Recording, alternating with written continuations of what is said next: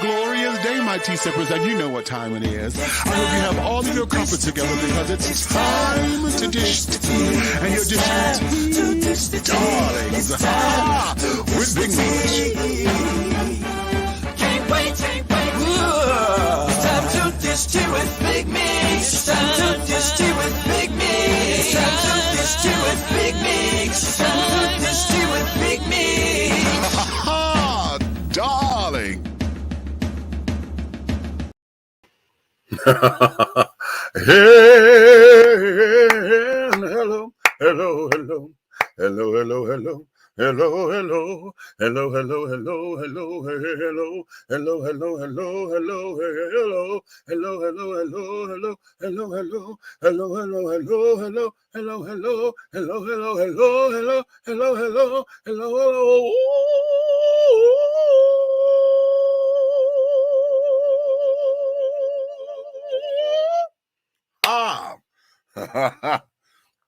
What's going on? What's going on? And what's going on? Okay, give me a second. Because my big old foot done tripped over all my damn cords. So I got to pick up stuff off this floor so I can navigate the system. My mouse, my speakers. Yeah. Okay. Why is it?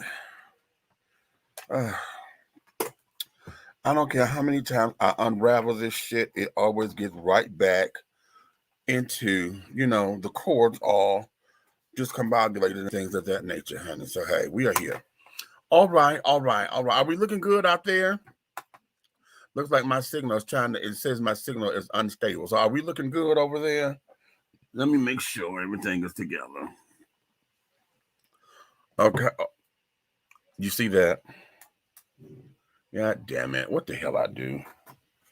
I done turned off my lights. Because I done unplugged the damn thing. Okay, it's going to be one of those days today. Jesus.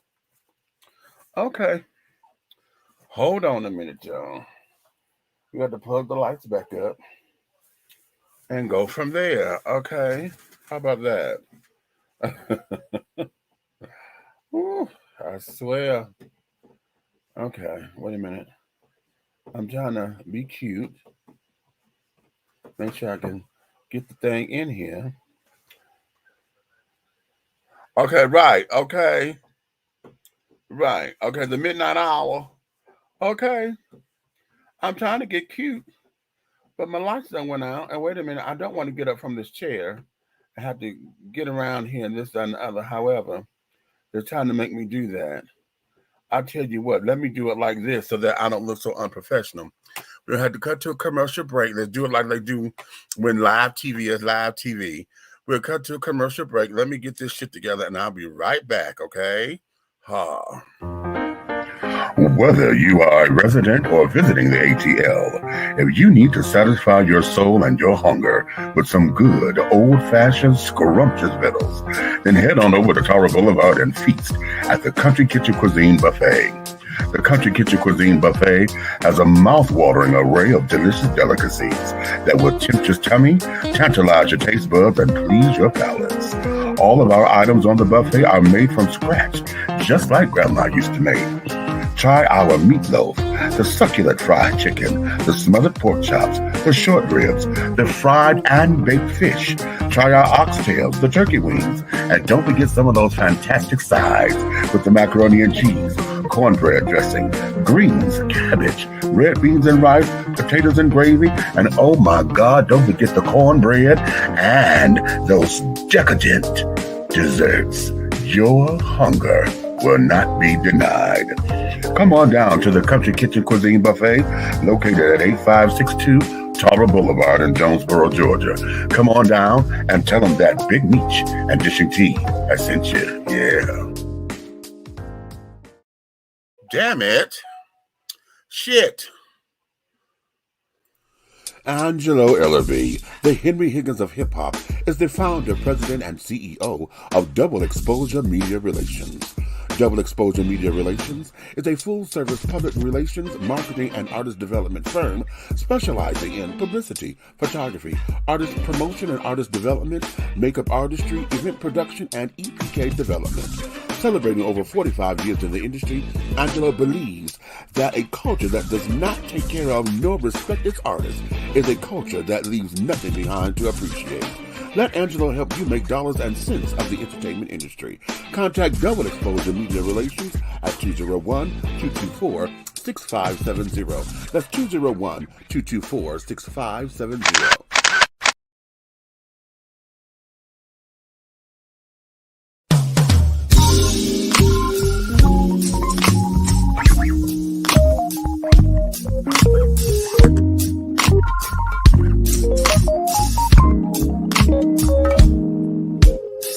When I'm walking down the street, people are looking at me. What they see is a masterpiece created by the king. I am different by design, and I am fearfully and wonderfully made. I may not look like you and you me, but that's the way it's supposed to be. Dare to be you, dare to be me, and dare to be different and unique. I'm gonna be the best me I can be by letting His glory shine through. Dare to be you, dare to be me, and dare to be different and unique. I'm gonna be the best me I can be by letting His glory shine. Hey, you want to be a part of God's plan? Look at this angel. That's right, the shine, the sheen. You can only get that at Royal Extensions. Hit us up at Royal Extensions, www.royalextensionsatlanta.com or IG Royal Extensions 20. If you want to have the same thing as God's plan, you get it right here at Royal Extensions.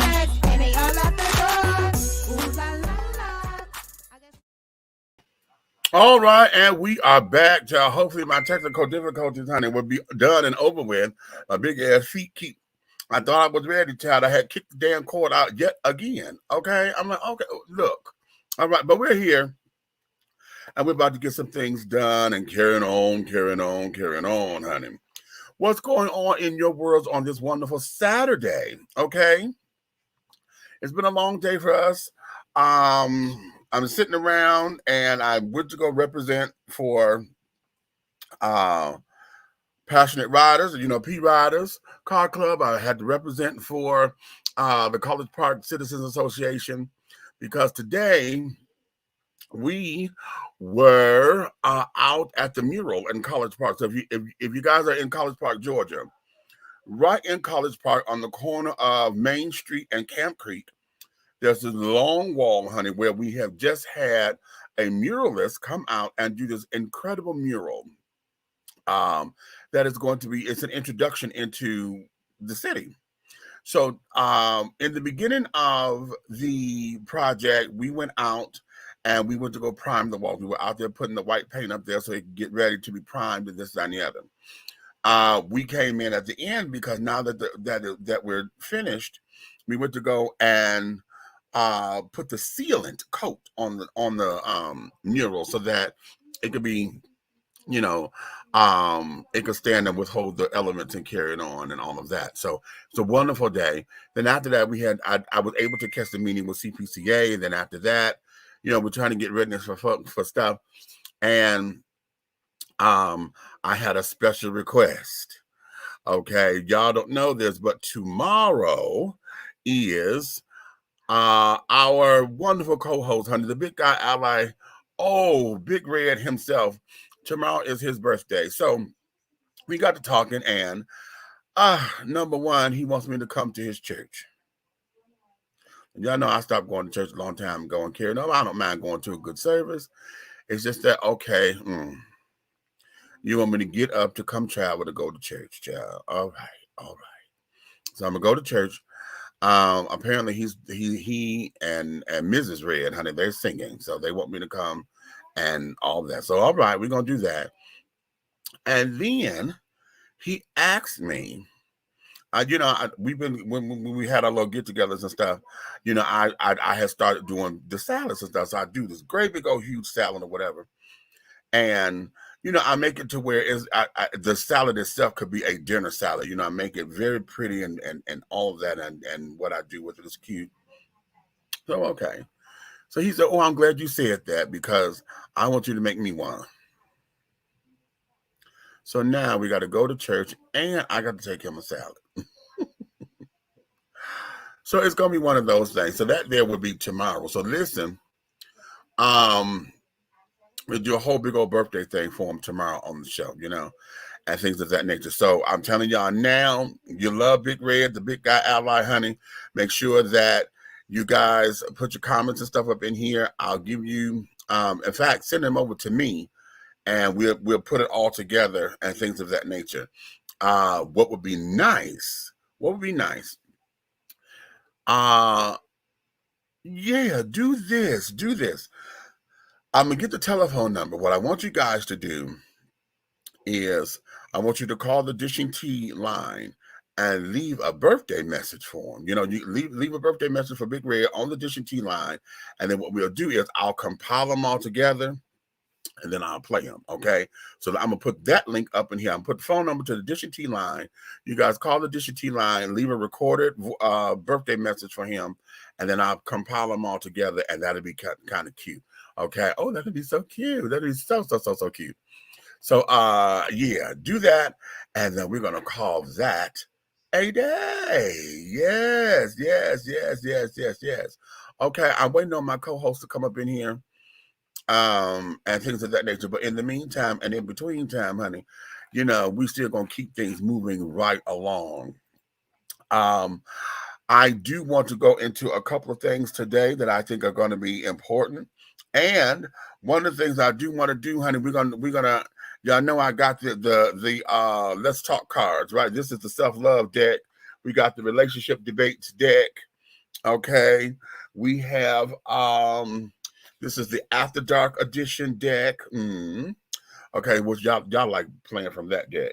And then we have date night deck. Okay, so I'm gonna pick some questions out this evening that I want to share with you guys, and I want us to get into some real discussion because the nature of these cards, honey, is to generate discussion and carrying on. And if you learn how to communicate with someone, you can remove those awkward date nights. You know when you meet somebody and really don't know what to talk about or whatever. This here can help break the ice. And I love some of these questions because if you're out and about with your friends and things of that nature, y'all trying to have a couples event or a singles event, you know, remember those speed dating classes or whatever. These particular questions, honey, they are designed and they're really geared towards you getting to know someone, how they think, and this, that, and the other.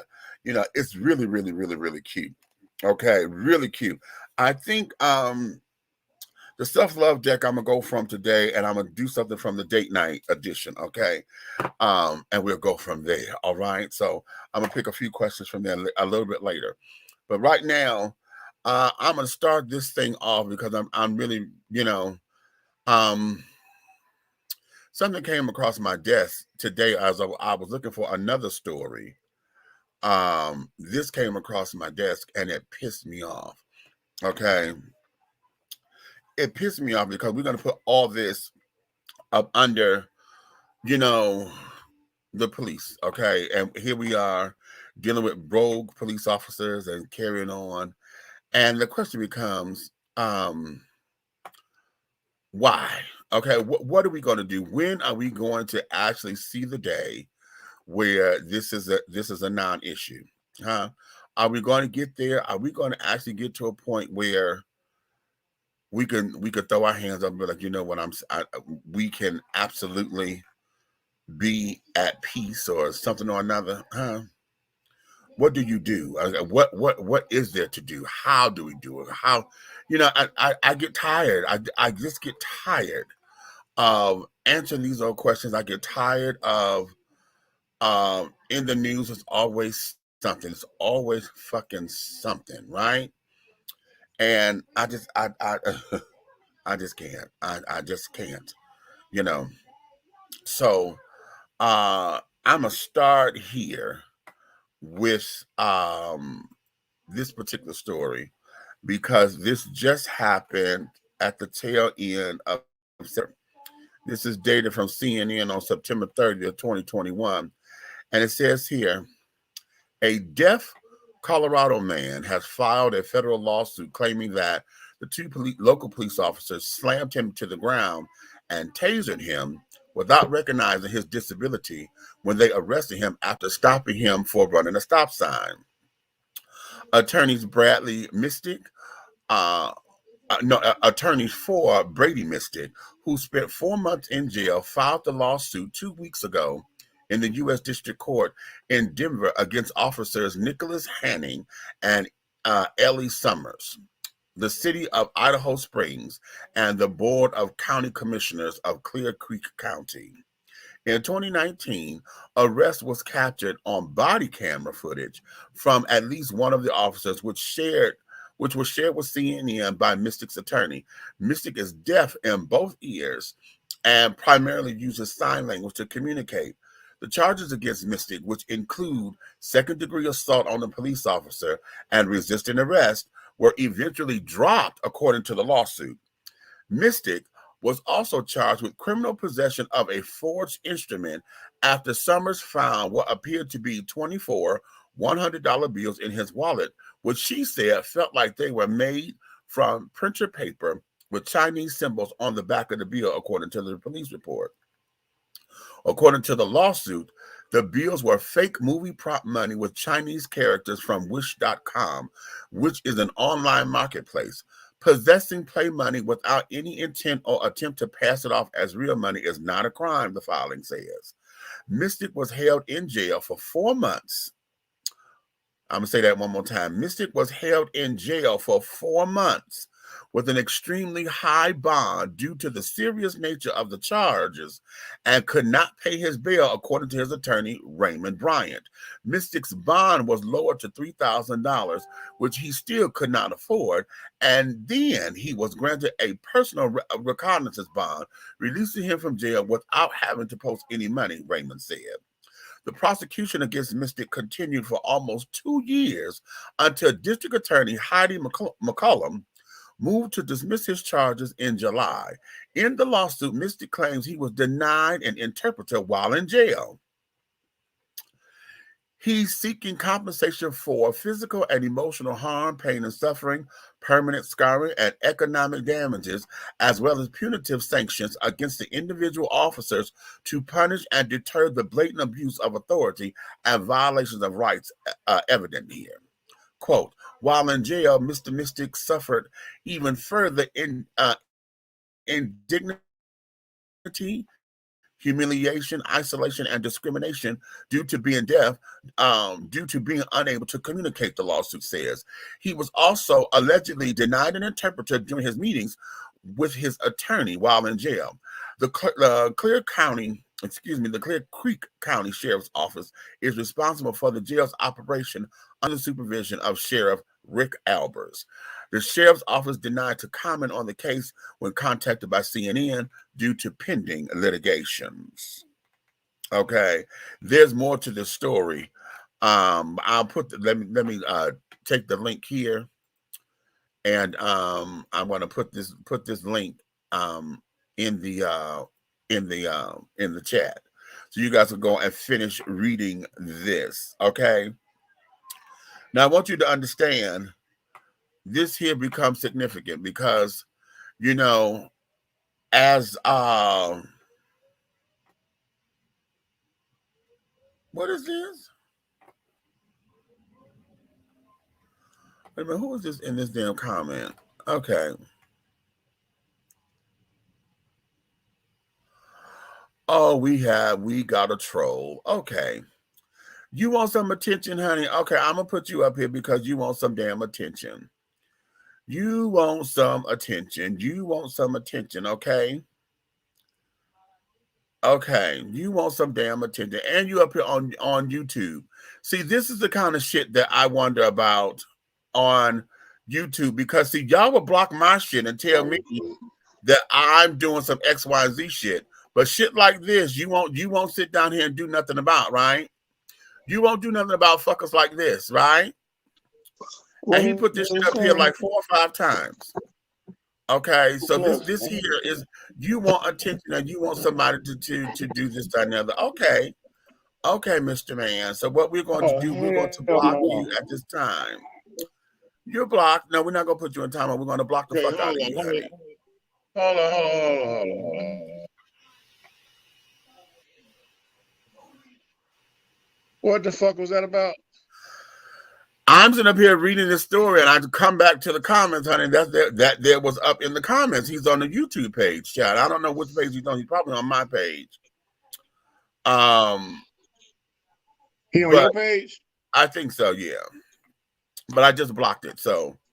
Oh, well, I was going to go to my YouTube and run his ass up out of there. So, be that as it may. You moved that shit already? Yeah. Oh, that thing worked, didn't it? Huh? It won't work. Yo, man, I'm finna get on the computer and get online. All right. All right. He's finna go out and come back in, y'all. We take him out of that. And then he's gonna come back in on a better reception. Okay. So with that being said, darlings, okay, let's go here. Let's talk about it. What is up with this? What has really pissed me off about that particular story? And I got another one right behind it. No, you know what? Hold on. No. Let me do this. No, because they're in the same right. Oh, excuse me. They're in the same realm. Okay.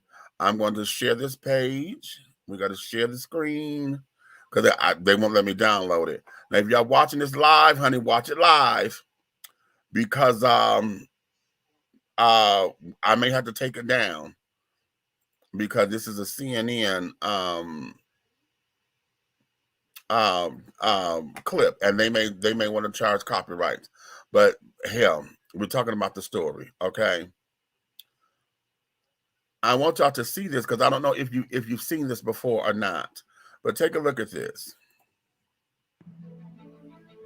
In Ohio, a black paraplegic man has filed a complaint with the NAACP against the Dayton Police Department over an encounter captured on an officer's body camera. The video shows police pulling 39-year-old Clifford Owensby by his hair and arms after they say he refused their help getting out of the car. CNN's Laura Jarrett joins us now. Laura, walk us. John, it's another disturbing traffic stop. This one started late last month in Ohio, as you mentioned, after police claimed they saw Clifford Owensby leave what they suspected was a house for drug dealing. Now, the officers stopped his car, and authorities have now released roughly 12 minutes of body cam footage that captures this encounter. The audio makes it difficult to hear at times, but take a look at this. Well,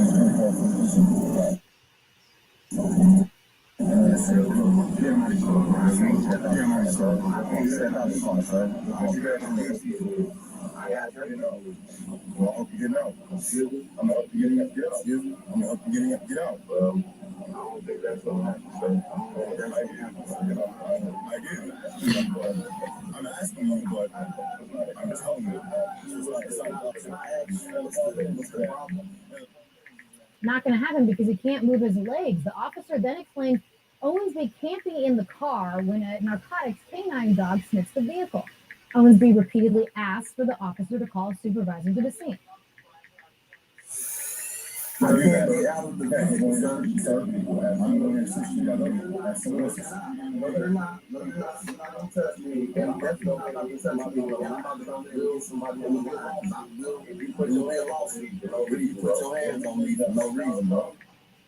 are already getting tense, and then they escalate.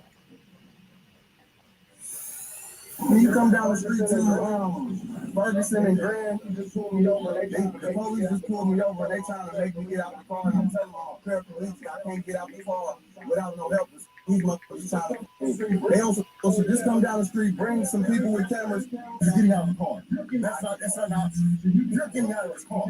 So you can cooperate and get out of the car. I'll drag you out of the car. You see your two options here? All right, and then as you see here, the officers pull Owensby out of the car.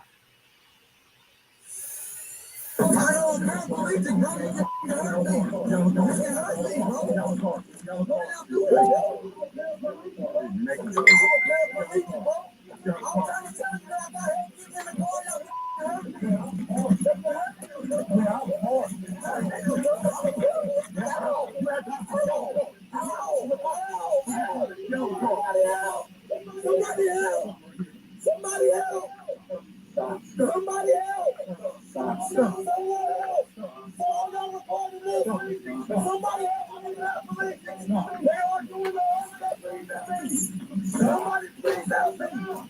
Worth noting here is you hear him screaming as all this is happening. A 3-year-old child was actually in the car at the time. The police report shows Owensby was charged with obstructing official business and resisting arrest, both misdemeanors for what you just saw. The department said the police retrieved a bag with about $22,000 of cash from the car. Owensby says that's his savings, and he points out there were no drugs found in the car, and he wasn't charged with any drug-related offenses. The department, for its part, says the Bureau of its professional standards is now investigating this. Meanwhile, Owensby is accusing this department of profiling, unlawful arrest, illegal search and seizure, and failure to read in his rights before taking him to jail. CNN has reached out to James Willis, his attorney, for comment on a lot of questions on this one. That's very difficult to watch and raises a lot of questions. Lord Chair, thank you very much. Okay, and we are back. So now, here we have two separate instances. The deaf man in Colorado Secretary Pete Buttigieg and is finding wait a minute, hold on. It is to I always forget that when I share this damn page, I got to stop the next video. But we have two different instances here where we have people with disabilities who are not being cared for, not being treated, not being assessed, and yet the police feel as though they have to do the things that they do.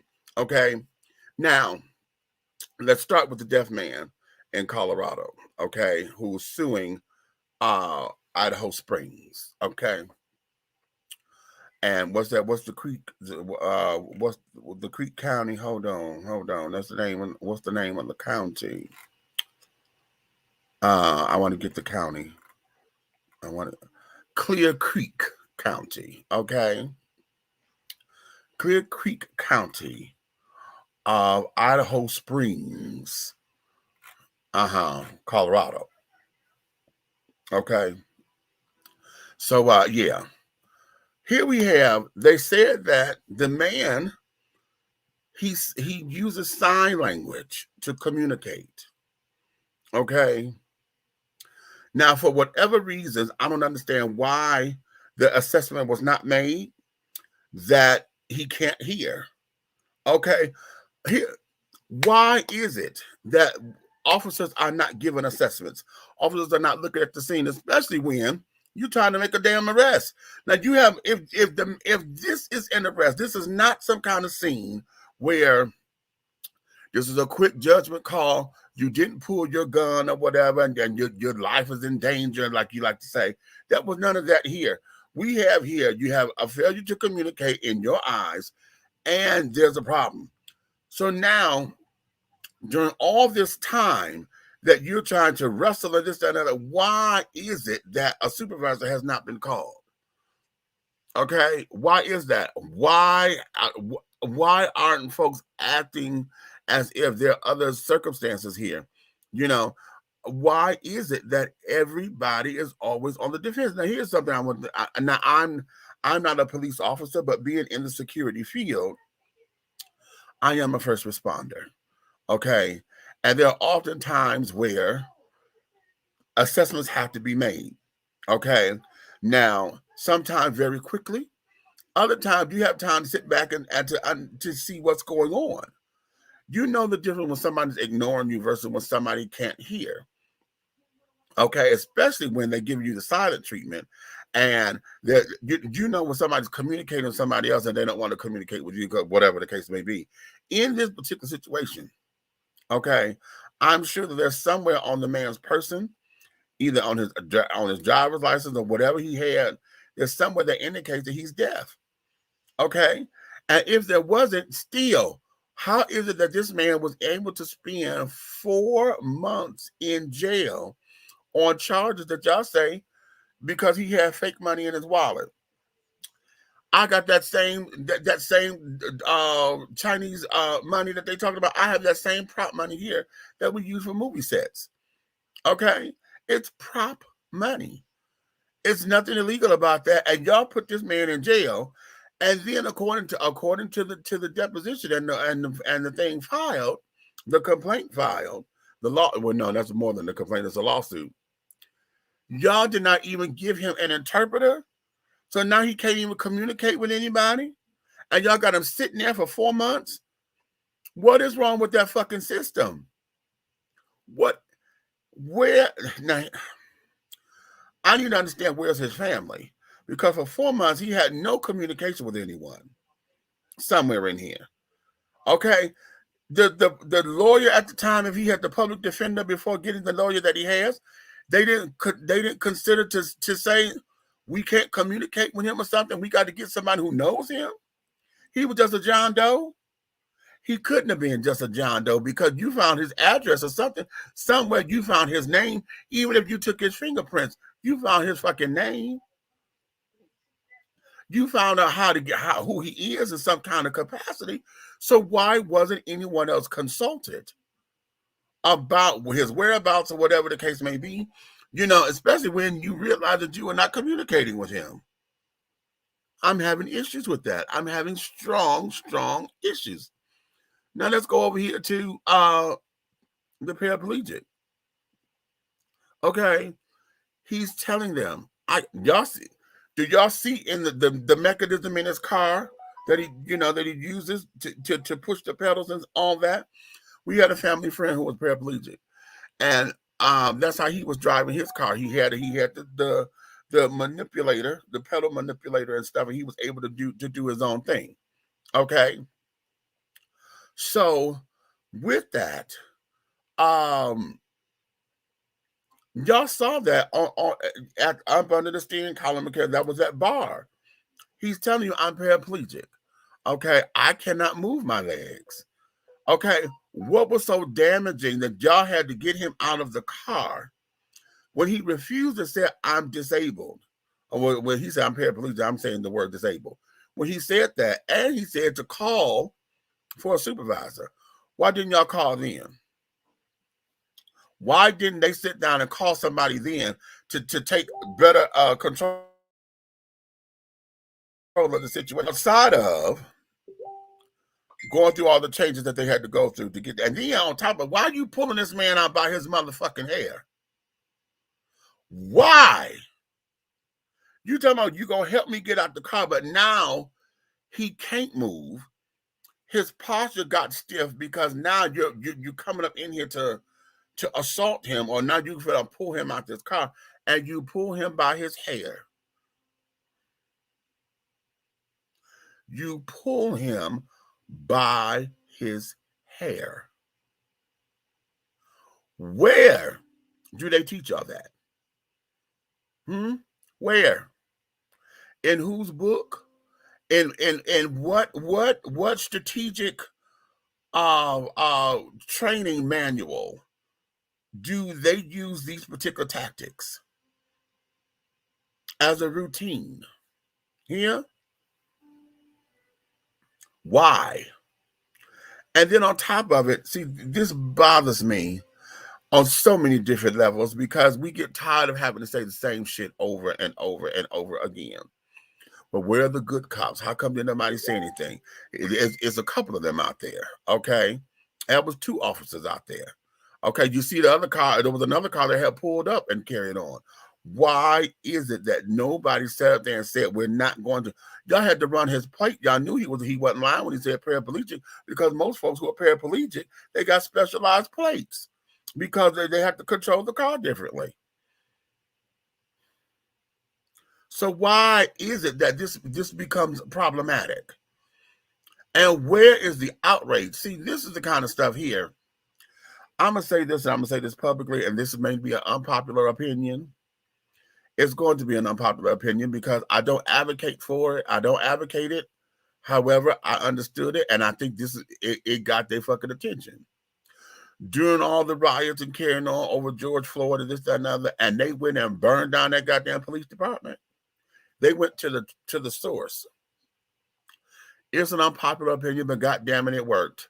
because it got their attention. Now, yes, it was a stress on the city's resources. It was a stress on everything. It put folks out of work and this, that, and the other. But damn it. At what point do we say, I'm sick of the law shitting on me and then telling me I'm supposed to act like it's fucking ice cream sprinkles and eat it? This bullshit here has got to stop. Okay? But the question becomes, how do we do it without it becoming some volatile burning down the damn police thing? Huh? How do we do it?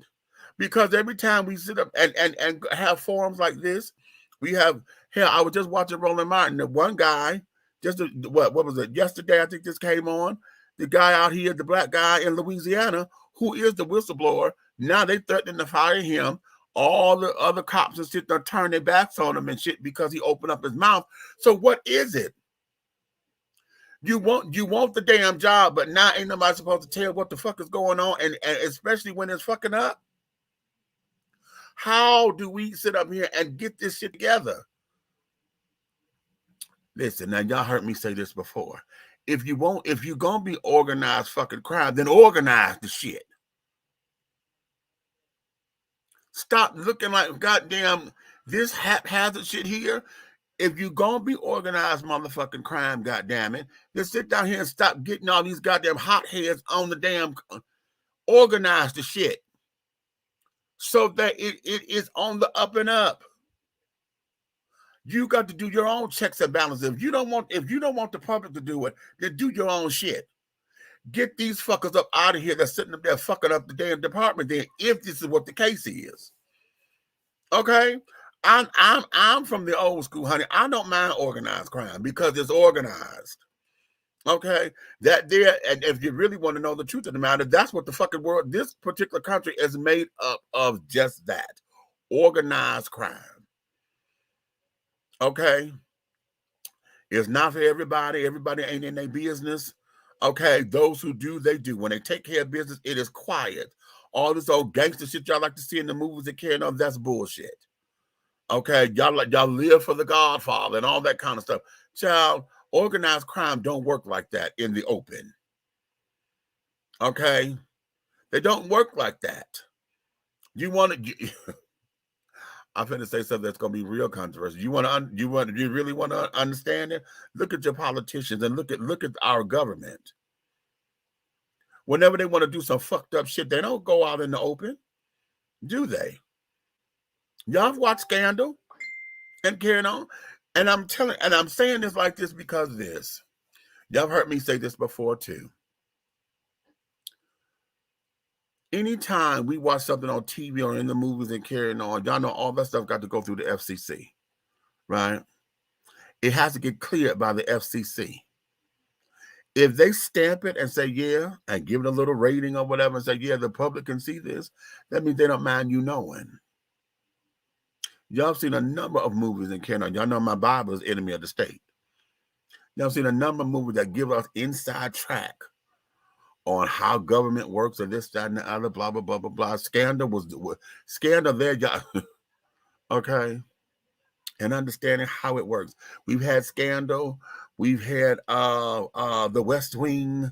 We've had a number of other shows about the White House that carried on. Everything, it still had that common element, didn't it?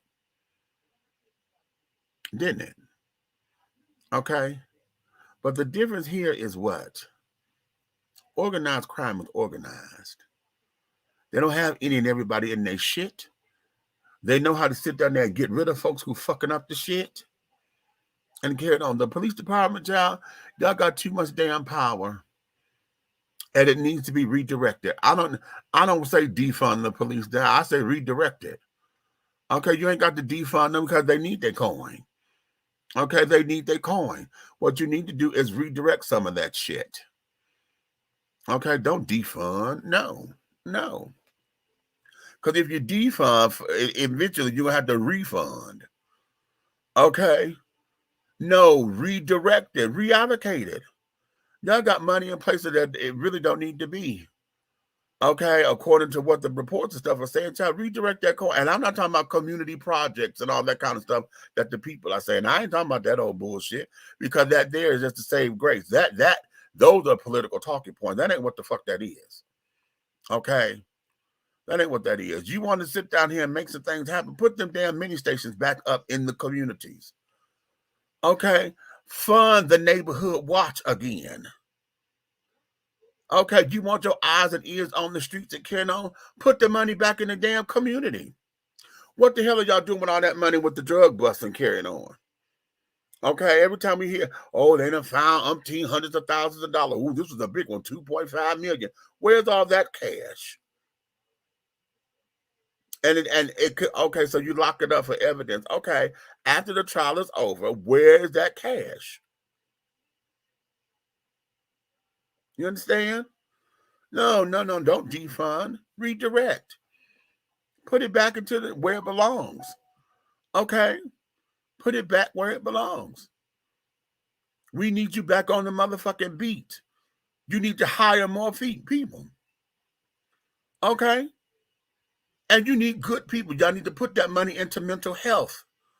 Some of these folks are just fucking stressed the fuck out. Don't know what's going on. You don't even know what's going on in their home life. Some of these kids coming to work because they're going through divorce and they got matters of the heart and carrying on. And then you sending them over here with a spouse abuse, domestic violence case. Okay? So he could snap. All right? Or you sending them out there, they done just lost their kids.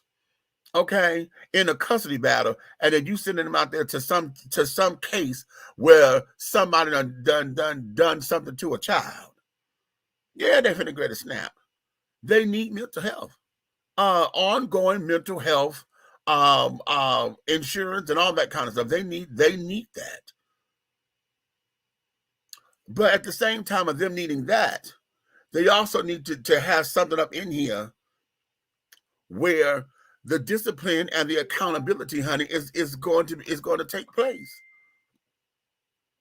Because I'm sick of hearing these kind of stories. I'm sick of hearing these kinds of stories. I'm sick of it. What you say, Roll? That cash is in some of the cops' hands. Of course it is, child. Of course it is. Everybody played James Evans, child. Okay?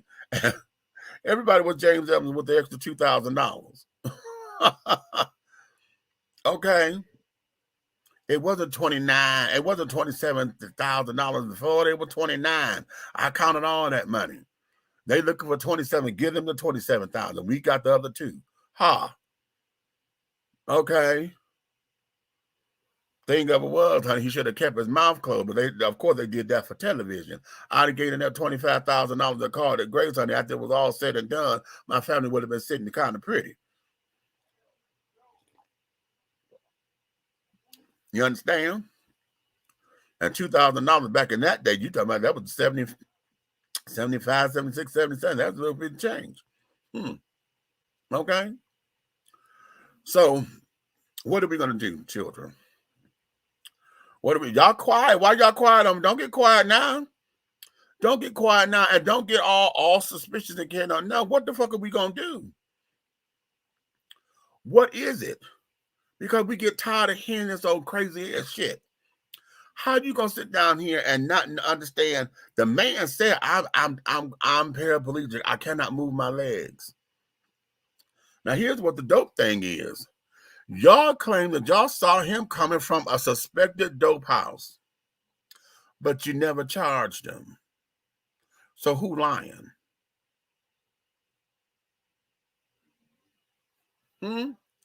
Oh, he had this money in his possession. Okay, is it a crime to have a large sum of money? Well, you didn't find no drugs or nothing there. It's a crime.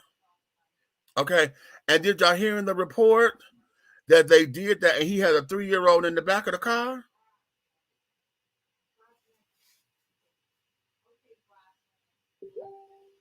He had a child in the back of the car. Okay. You say what, Road? Cops need to be retrained. Okay, now what kind of training do they need? Okay, what kind of training? Because we could easily say retrain, but what is the training? Okay, what is the training that we claim that they need? Because see, retraining, right now, let me do this. And Princess Judah came up in here. You know what this is? How we do with security. Anytime we go to a training, what does it become? It becomes a great big huge lecture shit.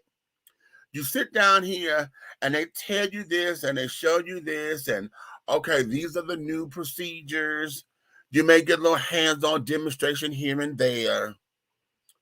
And then after 8 hours that you get free lunch, because they pay for lunch, then they give you a certificate of completion and say you've been trained.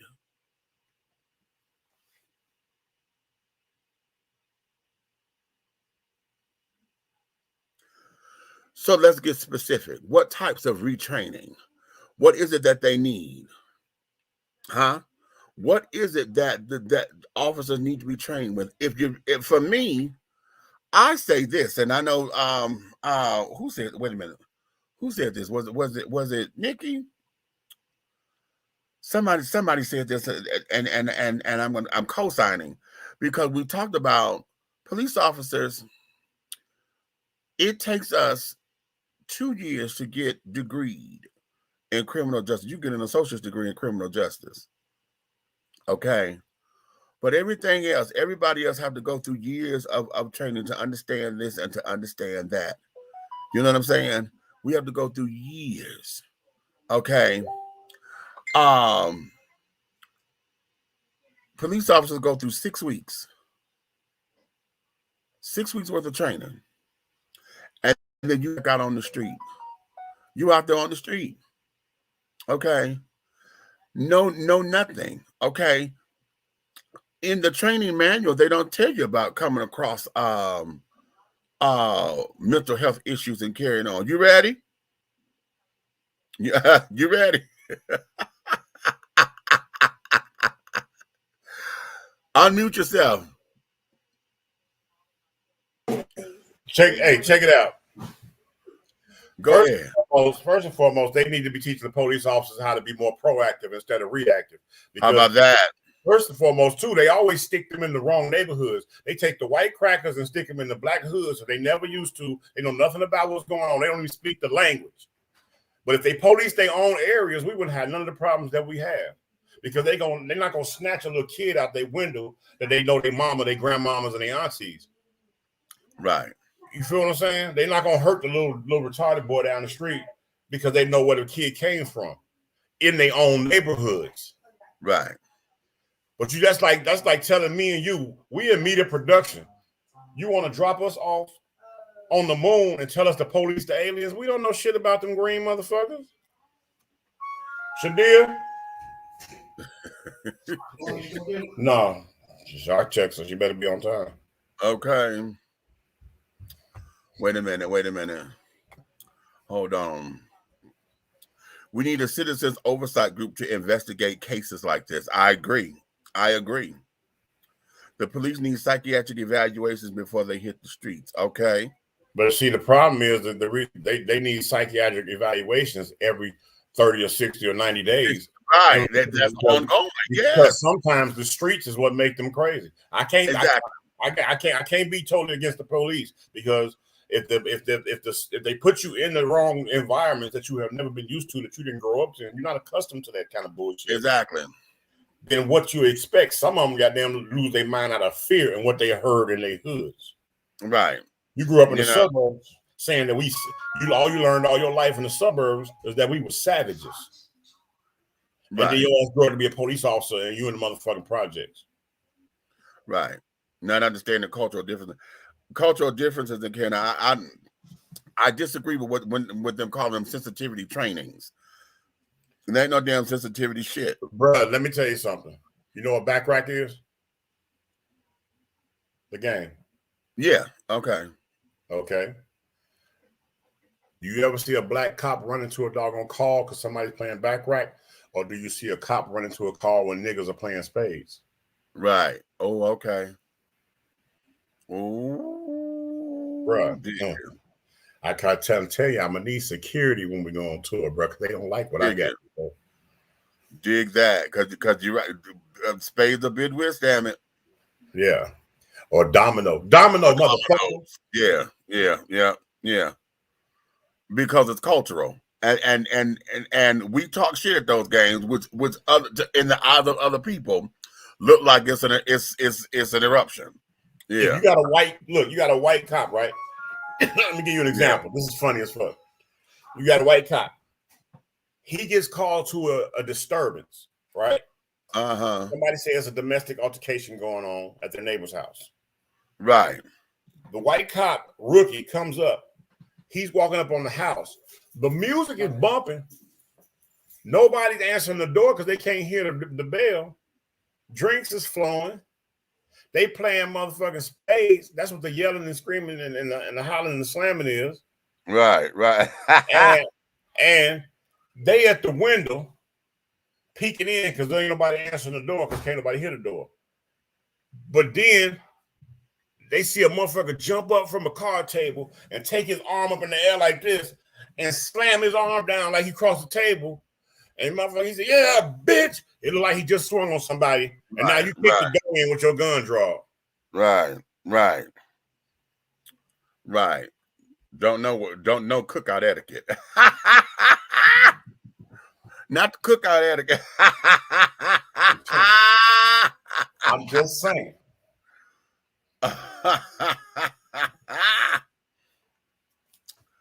Cookout etiquette, honey. Okay, wait a minute. Rose say what? They need psych evaluation to make sure they mentally can handle the job. Child. Okay.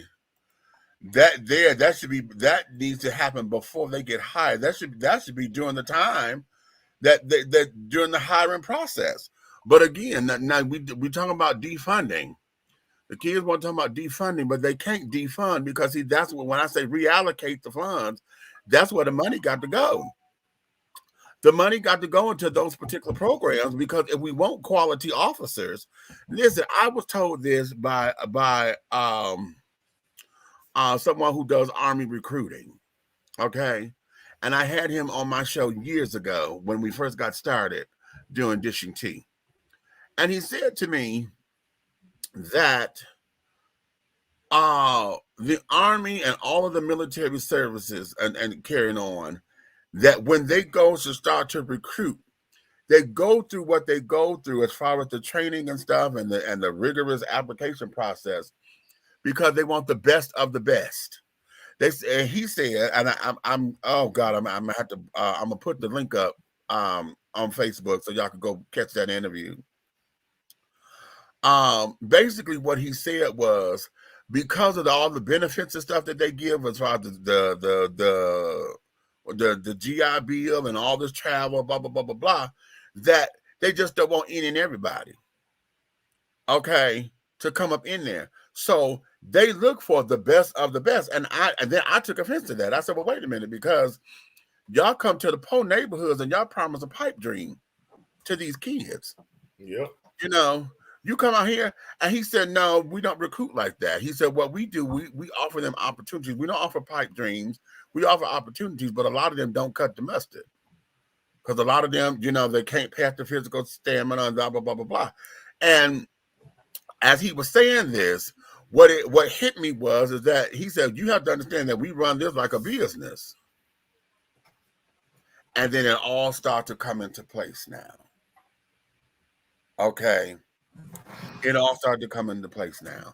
And if the armed services are running this like a fucking business, okay, to where all your benefits and stuff are based upon your job performance or what they consider to be, you know, who is the big bucks and the big this and the big that. Okay. If they doing it, then that means, and especially if that's the level, because most folks who voluntarily go into the Army, they're looking at that as a way out. Okay, that's most of the time, folks who voluntarily go are looking at it from let me say from my experience, from those who I've known going, they're looking at that as a way out. This is a means to, you know, where I get in. It's kind of like how our grandparents used to say, oh, he got one of them good government jobs. you know, and it gives that same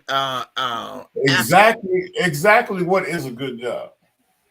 That's a good question, and Because that's a good if you have some honest and desirable economic training, they always start out teaching you that job stands for just over broke. right. Right. You know what I'm saying? Right. I'm just trying to figure out what exactly do they call what is the American dream? You know what? That's a very good question, because what we have been told the American dream, I'm sure, has changed over time. It changed drastically. Supposedly, the American dream is to be able to earn a decent living when you can purchase a house, have a car, raise a family. You got a nice, what we deem to be middle America, of that suburban lifestyle. That supposedly is the American dream. I have no. In the 50s, you can do everything you listed on one income. And on one income. So I need to ask you a question. Are you ready? Give it to me. What are the foundations and the bricks and the vinyl siding and the mirrors and the grass at these new homes? What have they done different to them that they did in the 50s? Okay. Why what they've done differently? What happened to my $20,000 a year? Make me have all that, and now I need $200,000. What happened? Because no one tell me about my same thing that happened with chicken. The same thing that happened with chicken wings and oxtails. The same motherfucking thing. Once they declared chicken wings as white meat, chicken wings used to be 39 cents a motherfucking pound. Okay? That used to be the cheapest part of the goddamn chicken at one point. If you remember, chicken wings, when you lived in the hood, grandma had bags of them in the bags. And when you hit the highway on a road trip, grandma fried that chicken up and put it in that aluminum foil. That's right. And let me tell you something. You ain't had no real motherfucking fried chicken till you had grandma's fried chicken cold going down the interstate. You better understand. That was fried in some lard in that cast iron skillet. Nigga. So what I'm getting at is nothing has changed but the government and their greed. Basically. Because when America was all for one and one for all in the 50s, right, we didn't have the problems we have today. The only one problem we had was racism and atheists.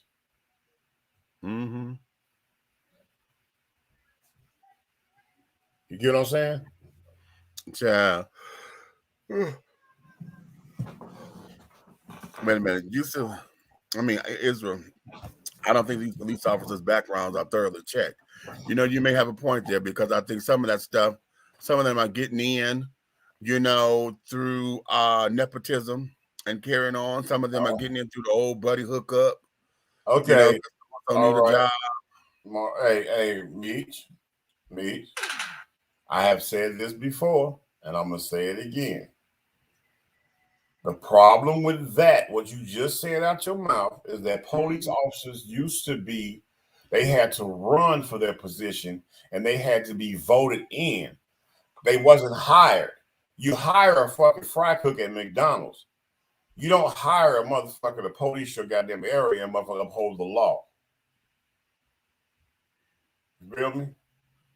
There was a political movement to put police in position back in the day. Within the same time what I was speaking of. In the 50s, they had to run. Right. The community made you. The same people who pay your salary with their taxes put you in position. Okay. But now you fill out a motherfucking application, go to an undisclosed space, Lawrenceville, Georgia, and run around the motherfucking goddamn circle. Okay. Not an undisclosed location. Right. And run around the goddamn circle and shoot at a couple of targets, and then they stick your ass out in the project that you never seen in your whole life. Okay. Ain't that some American shit? All day. All day, every day. As a matter of fact, I'm finna go ahead because the VA is giving me so many motherfucking problems. I'm finna air out some shit now. I'm gonna go ahead and tell you some shit. I was in basic training in the military. Uh-huh. Let me show you how this shit really works. You gotta qualify for everything in basic training in order to go through. Right. Do you know that it was 2 days, 2 different days, 2 different task and qualifications that my company commander made me put on another person's uniform shirt and go back through the line twice so his whole crew will pass, because the person I was damn doing it for was a major fuck up and couldn't pass nothing? Are you serious? So what does that tell you about if we get into a serious situation in war and he don't know how to motherfucking goddamn do what he need to do? Friendly fire. You just done pushed him out there with us. He dumbfounded as hell, and that's the issue. So, again, what does that say about the person who trained you? I literally, look, we went to the shooting range. You got to shoot 30 for 30, right? When you go to the range.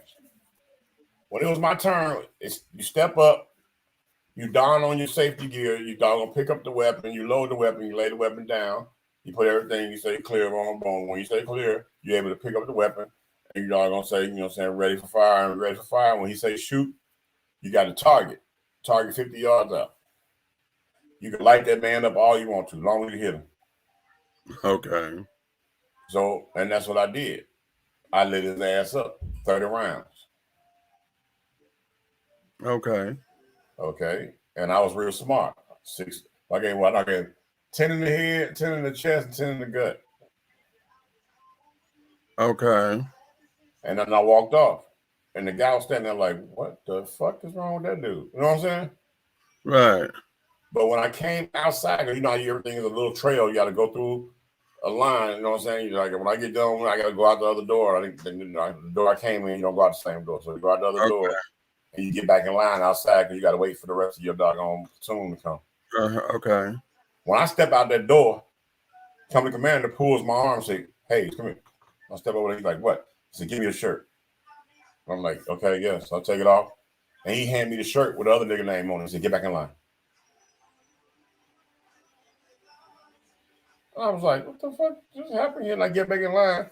When I come back around, then they only looking at the name on the shirt, and they checked it off. So then I step up and I shoot, and I got them take the test again. Wow. And I qualified twice. Wow. But I qualified for his military record. Right. So really he did that to cover his ass, showing that his whole squad was solid and everybody went through. Then when we did the swimming 2 weeks later, it was 2 weeks later when we did the swim test, did it again.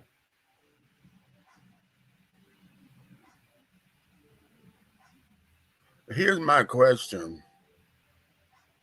Even though they're just looking at names, okay, that first go around, okay, but now this here, they don't give a shit. They always look at the shirt. They look at the name on that shirt.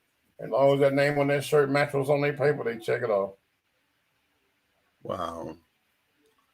So what I say earlier, y'all, honey, when I say organized crime, what I say, if that's what the fuck you gonna be, then okay, fine. I have no qualms about it. Just be fucking organized. Right. If you sloppy and let any and everybody get into this shit, you have what we have now. A soup sandwich. Okay. Right. Right. Okay. I listen, I have no qualms about it, honey. Okay. Because then you send people to war. You have 100% that you send to the war. 25% of that 100 is inadequate because they didn't learn a damn thing because you pushed them through. Right. And then something happens, and then when they go home, they gotta fight you for benefits. Right. They gotta fight. Yeah, they gotta fight you like you don't have record that they was there. Bitch, you sent me there. You know what happened. Okay, and if I get to some information, honey, now listen, I don't get this information from not being there. Right. Okay, the fuck are you talking about? Marquise. So I'm just it just becomes tiring. And sometimes, you know, a day like today, after talking about these two particular stories, you know, now we're dealing with the disabled children. Okay, and when you look at the story with the deaf man in Colorado, that's a white guy. That's a white man. Okay, who they just you threw him in jail for 4 months because y'all refused to want to communicate with him. And because he couldn't hear, you thought he was a resisting arrest and all this other shit. So y'all whooped his ass, threw him in jail, pumped him up with all these damn ridiculous charges because he got play money in his wallet. Really? That don't make sense. It doesn't make sense. And then you can't give me back my time. You can't give me back that dignity that you stole from me like that. It just now be chalked up to a fucking experience. Oh, and I got to bite the bullet, and now I got to sit up here and navigate the rest of my life over some bullshit. And the only thing you're going to get out of, you know, at the very least is, oh, I'm sorry. The fuck is a sorry on this bullshit? How do you explain grabbing somebody who tell you they're paraplegic, I cannot move my legs? You gonna snatch him out the car and then you pull him by his motherfucking hair. And that's the stupid ass shit. And then motherfucking cop is standing there like his motherfucker, like he Bambi and his name is Stevie Wonder talking about I had no idea. What the fuck is really wrong with these motherfuckers, bro? I'm baffled, but and with the paraplegic, you can't tell me that. Because when you ran his plate, the plate is going to be a different, it's a handicap plate. Yeah. I'm having issues. I just have issue with this shit, and it throws me. And when we get into these particular conversations about everything, okay, then it becomes a point to where, okay, what the fuck are we gonna do? You know, what the fuck are we going to do about all of this? Okay, what are we gonna do? Kill white people, yeah. You know, and like I said, I know my opinion is very unpopular. You know what? Unpopular. But when they sat down there and burned down that goddamn police station over George Floyd and carrying on and set them cars on fire and carrying on, I don't condone it, but goddamn it, I wasn't mad at them either. Man, let me tell you something. Ignorance beget ignorance, and if you want respect, you'll put respect out. The energy is in the air, bro. They expect people to have some type of positive energy towards them after doing nothing but being negative. Right. How do you expect me to doggone, you know, and I'm gonna tell you, I saw something and I thought it was entertaining to me because we grew up at a time where Officer Friendly came to your school and you was happy to meet him. I saw a video on social media, no doubt. It was a young boy, a little boy. He probably was maybe 6 years old, max, right? Maybe 5, 6. Right. That's when you was fascinated with the firemen and the police at that age. Right. They were in the store, and matter of fact, was it? You know what? My bad. Publix. It was. I was in Publix. I was on social media. No, I was also looking on social media. And I stopped. I was waiting in line at the deli department. There was a lady standing in front of me with the little 5-year-old boy, black boy. And right in front of me was a sheriff, Henry County. The little boy had turned around, and I spoke to the little boy. I was like, I said, what's up, little dude? And he was like, right. Mm-hmm. And the sheriff was like, hey, what's up, kid? What's up, kid? When the sheriff was doing the whole little, hey, what's up, baby boy? Like, right? White sheriff. You know what that little boy did? He clenched his mama leg and slid around the other side of her and was holding her and looking at that motherfucker like he was the devil. I looked at that shit. I said, they ought to be ashamed of their motherfucking self. Mm-hmm. The innocent child recognized your fuck shit. Listen, y'all dealing with that in your house. Yeah. You're dealing with that. That's what the problem is. Okay, you're dealing with that. Yeah. You know, trying to put how. Okay, wait a minute. I don't want to get emotional, bitch. Y'all know I'm a crybaby. How do we fix it? How do we fix it? You know, what is it that we need to do? How, when you destroy, I felt Tyler Perry on this when he said his son was 5 years old and he was trying not to have this conversation so soon because the innocence of the child gets lost. And it was on the panel that Oprah did with all these black men and black fathers and carrying on. And the dude who got he was arrested at his house. He was putting he had a I think he had a moving truck or something at his house, and he was putting some stuff in the truck from his house, and the police officer came and, you know, was trying to ask him questions, and then all of a sudden he ended up going to jail. And the dude was like, wait a minute, I'm at home, what are you talking about? And that happened in front of his son. And so then he had to sit down and he and his wife recorded the conversation that they had with the babies, with the two kids. And Tyler he got emotional. He said, did you see that? He said right there, he said, that's the conversation I'm afraid to have with my son, because the baby was trying to put in his mind how cops are bad. Some cops are bad. And when the dad said that, you saw that in his face, him trying, because he heard it, and almost like he just looked like, what? And you just saw all of that innocence just slowly drain from him. You know, and the question becomes where, how, what?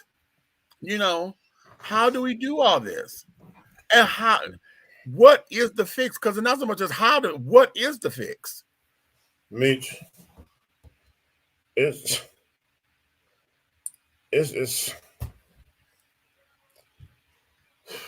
man, it's a rough world out here, man, because you got so many people. It's like the opinions of these situations are like a tug of war in society. Mm-hmm. Mm-hmm. Because you got so many people want to talk about the stress of the job of the officer, and I get that. I can understand that better than anybody, probably in the urban community. You know what I'm saying? I will give them that. It's got to be stressful. I got a few friends as cops. Mm-hmm. And I do understand it. And you know what I'm saying? And I've had my little time where I had to do some work when I was in the military, because everybody got to do some policing. You know what I'm saying? When you're attached to a certain command. Uh-huh. And I've been in situations where you have an asshole working with you, but you're not an asshole. Right. And it's hard. It's real hard to deal with. You know what I'm saying? If I go somewhere, right, and I got Fife with me, right? I got this white boy with me. Not Bonnie Fife.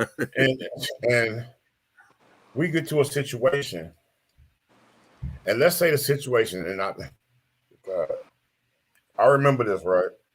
Mm-hmm. We got to the situation, and it was a domestic call. The couple was doggone black man, white woman. My partner was white. There's no way we should have been there with two separate opinions and two separate energies. Right. Because all he could think, when I walk up and I say, hey, y'all tone it down. You know what I'm saying? Let's talk about it. You know what I'm saying? I'm like, bro, so come over, let me holler at you and everything. And he was like, well, man, everything. And as soon as he said, well, man, everything. Now he wasn't yelling at me. He was just a big guy. You know what I'm saying? Right. He goes, you watch your fucking tone when he's talking to you. You heard it? He's elevating. I'm going. I'm Because now you all of a sudden you scared of the big black man, right? But he's going all into this, watch your fucking tone and this and that. And I'm looking at him like, if I'm not amped up, why are you? Right. But here it is. I have to maintain a certain caliber because you can't be in front of perpetrators or situation and be both have a bump heads with the person. Y'all came right, to help. Then they could, whoever it is could take advantage of the situation because y'all about to go at it. And right. I kind of looked at him and I was like, and I think he read my face. And so what I did was, in order to make it quick and easy, I said, okay, I like to irritate people. I walked the black guy over to the car. I said, come here, come here, let me talk to you. I said, just chill right here on the car and everything. I said, what I'm going to do, I said, I want to hear your side. I said, but I'm going to have a talk with her. And then I'm going to come back and me and you going to discuss what happened. And then we're going to figure this thing out. And we're going to keep it simple. I said, nobody's going to jail tonight. Right. Walked over there to her. And she's crying and upset. Gave her some tissue. I said, what's going on? She was just upset because of the hours that he keep in the company that he keep, and they were only having words. It was a neighbor that called it in. Feel okay. Me? Right. The neighbor called it in as he beating her ass. The neighbor was white too, right? Exactly. And so as she calmed down, I told her, I said, well, the reason we're here and neither one of you all called is because one of your neighbors called and said that you were being harmed. I said, I don't see anything wrong. I don't see a mark on you. You're not sitting here and you're not complaining about any pain. I said, and she was like, no, he would never. She said, no. She just made it clear that she said, the most we're going to do is get out of tone with each other. I said, well, is it safe for him to be here or you to be here? Like that. And she was like, yeah. She said, I'm not scared. She's like, no. She said, we don't even know when y'all pulled up.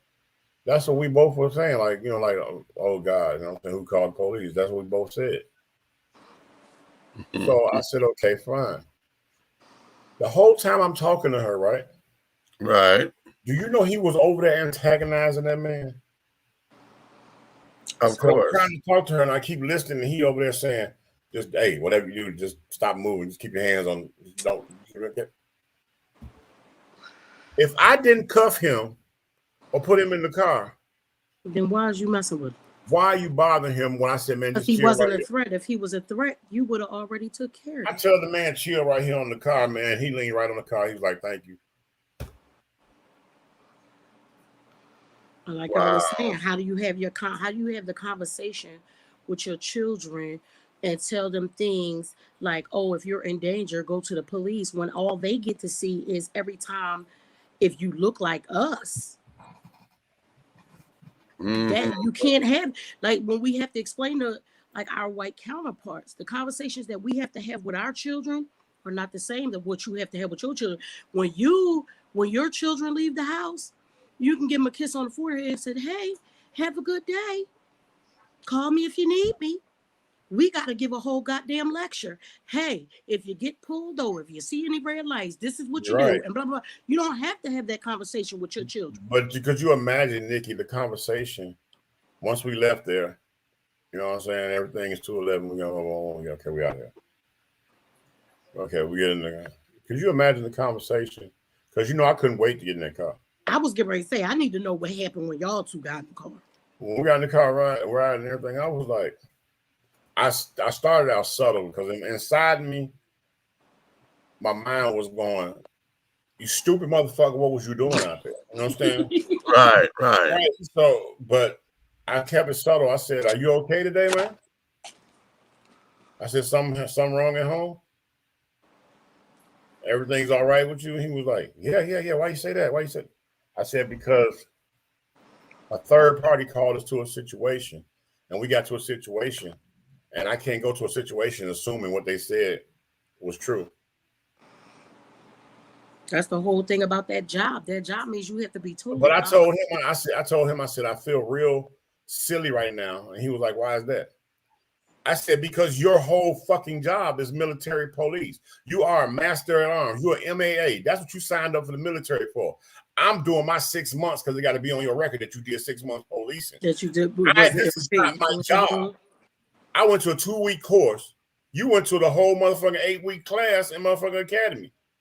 Wow. And I went to a 2-week course, and I knew how to handle that better than you, and I have a problem with that."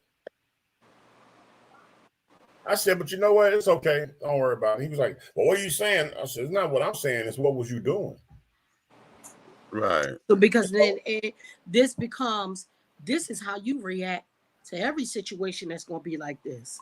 And I'm not going to deal with that. So you know what I did? What do you do to people when you're not the one in control of who your partner is? Okay. And by him being on the MAAs, the master at arms, he has to doggone take himself out of the situation. Me being a doggone temporary 6 months, I got to do my 6 months wherever they put me. So I started, you know what I did? He was gone in less than a week.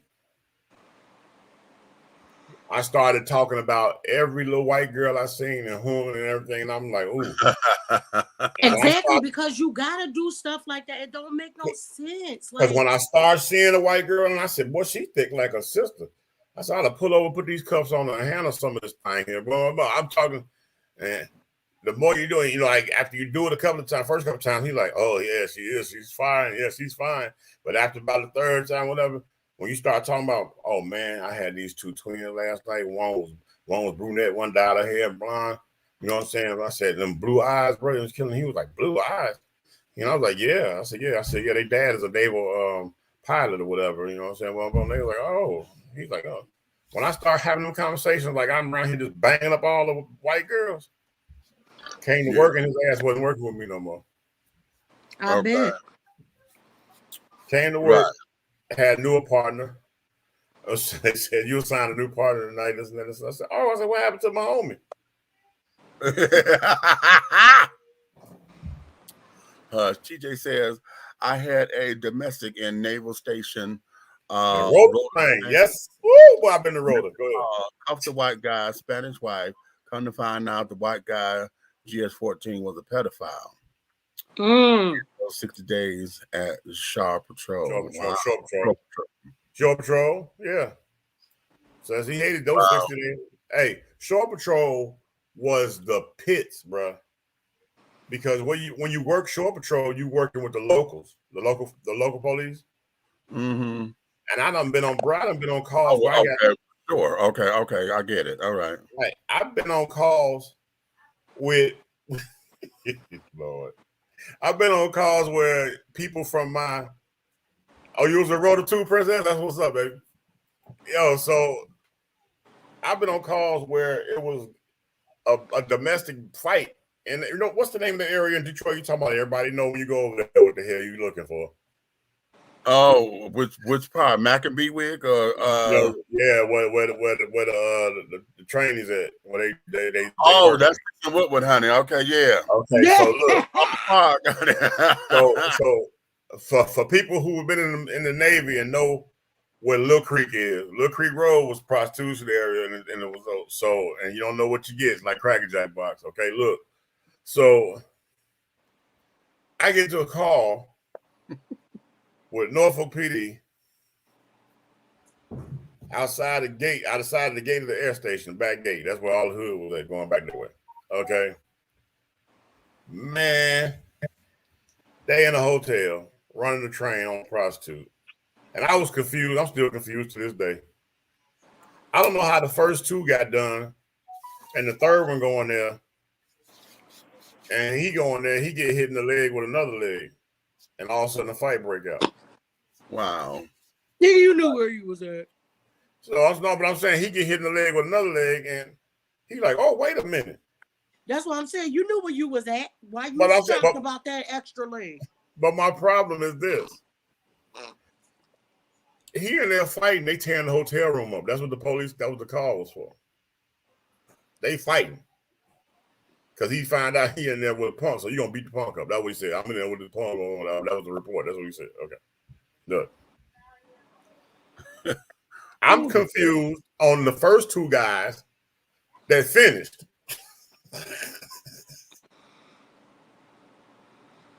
Don't be confused. Ain't nothing to be confused and when I about. get there, but when I get there, they mad as hell. Talking about if I'd have known that, I'd have beat the hell out of them. I'm like,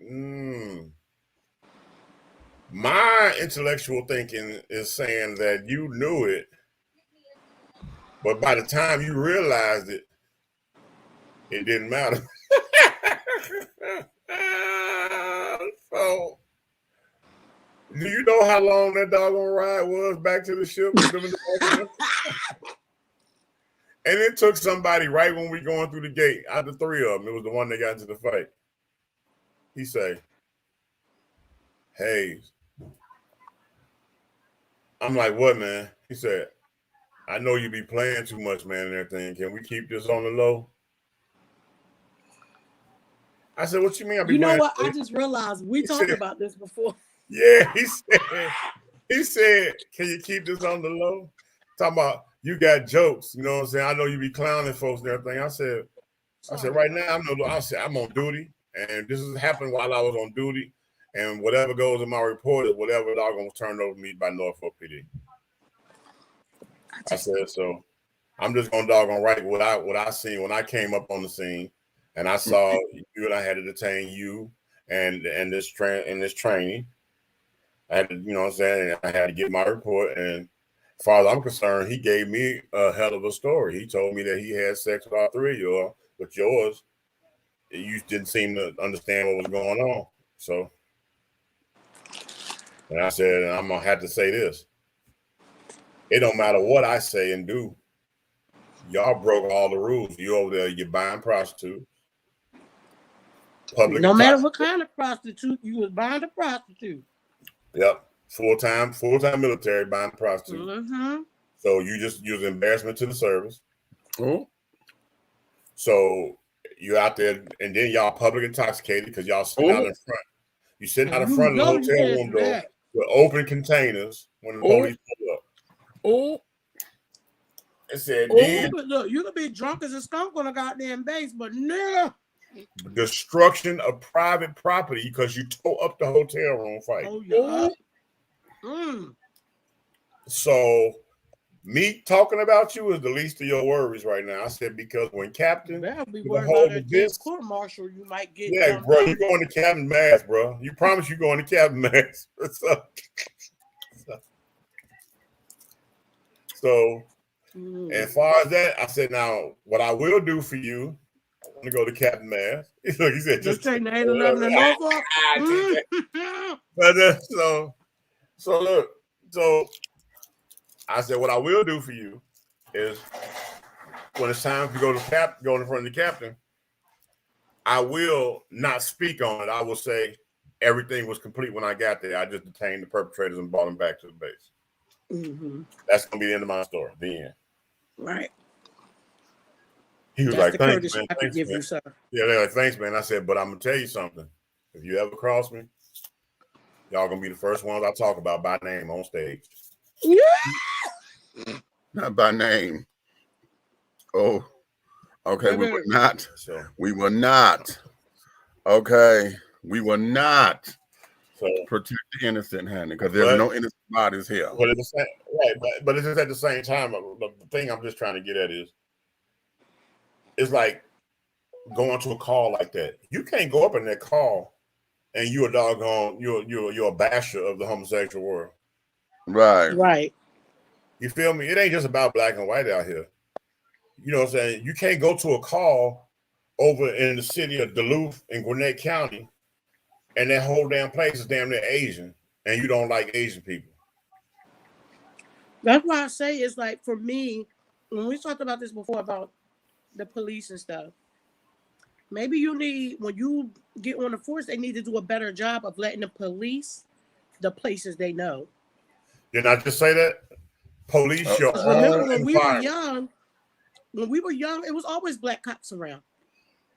Right. If you can, because you can keep the peace in a place that you know, because for whatever reasons, remember we said this one time before when we talked about the police officers and stuff, Meech, when it's funny to me how a black cop can go to a white neighborhood and still maintain his regular decorum like he would in a black neighborhood. But a white cop goes to a black neighborhood and all of a sudden, I was scared for my life. Well, then, motherfucker, you don't need to be there. First of all, you don't need to be a cop. How about that? You don't need to be a police officer. And if you're scared for your life before you even see what the situation is, you don't need to be there. Boom. We need the regular old back old. Go walk up and down your hood. Be a beat cop, and do it where you're from, because the people know who you are. You'll be very well respected and shit like that. Don't come to the motherfucking hood and think because it's the hood you're automatically scared. Why? And it go back to that thing. You not scared of us for real. What you scared of is what y'all did to us will happen to your ass. That's what you're scared of. That part. Because you cannot go into it with a clear mind, but then automatically you're shooting and killing unarmed men, unarmed children, unarmed women. Every time you see a black face, automatically you scared. Get the fuck out of here. Okay. You ain't got no business being no cop.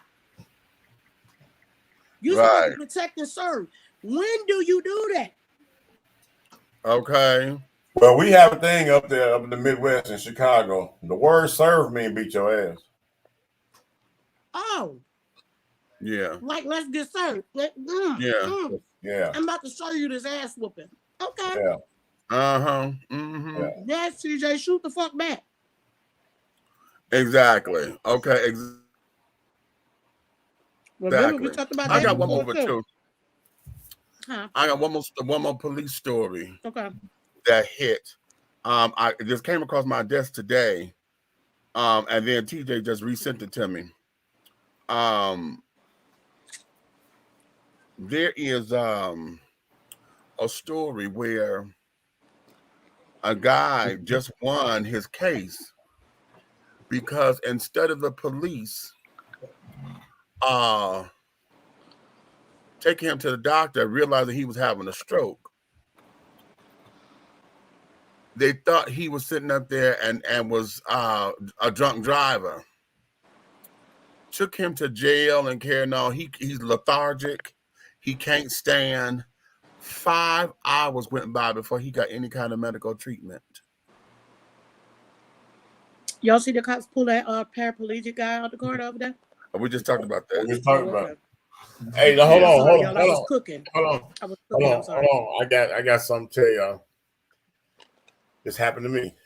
I was in Gwinnett County. I leave one of my promotions that I was doing, right?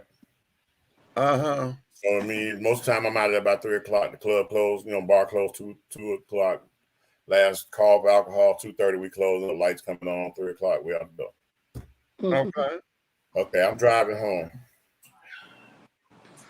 I just so happened to have, I wasn't in my car, I was in my ex's minivan.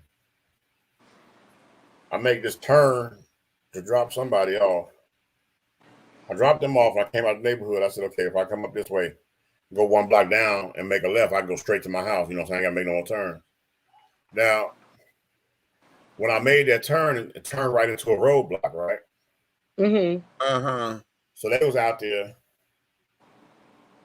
They doggone pulled my thing and said my license was suspended or something like that. I didn't know nothing about it because I ain't never get no correspondence. I'm like, okay.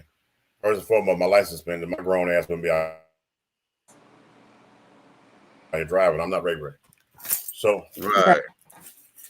I said up here, they literally had a big truck out there for you to lock you up, right?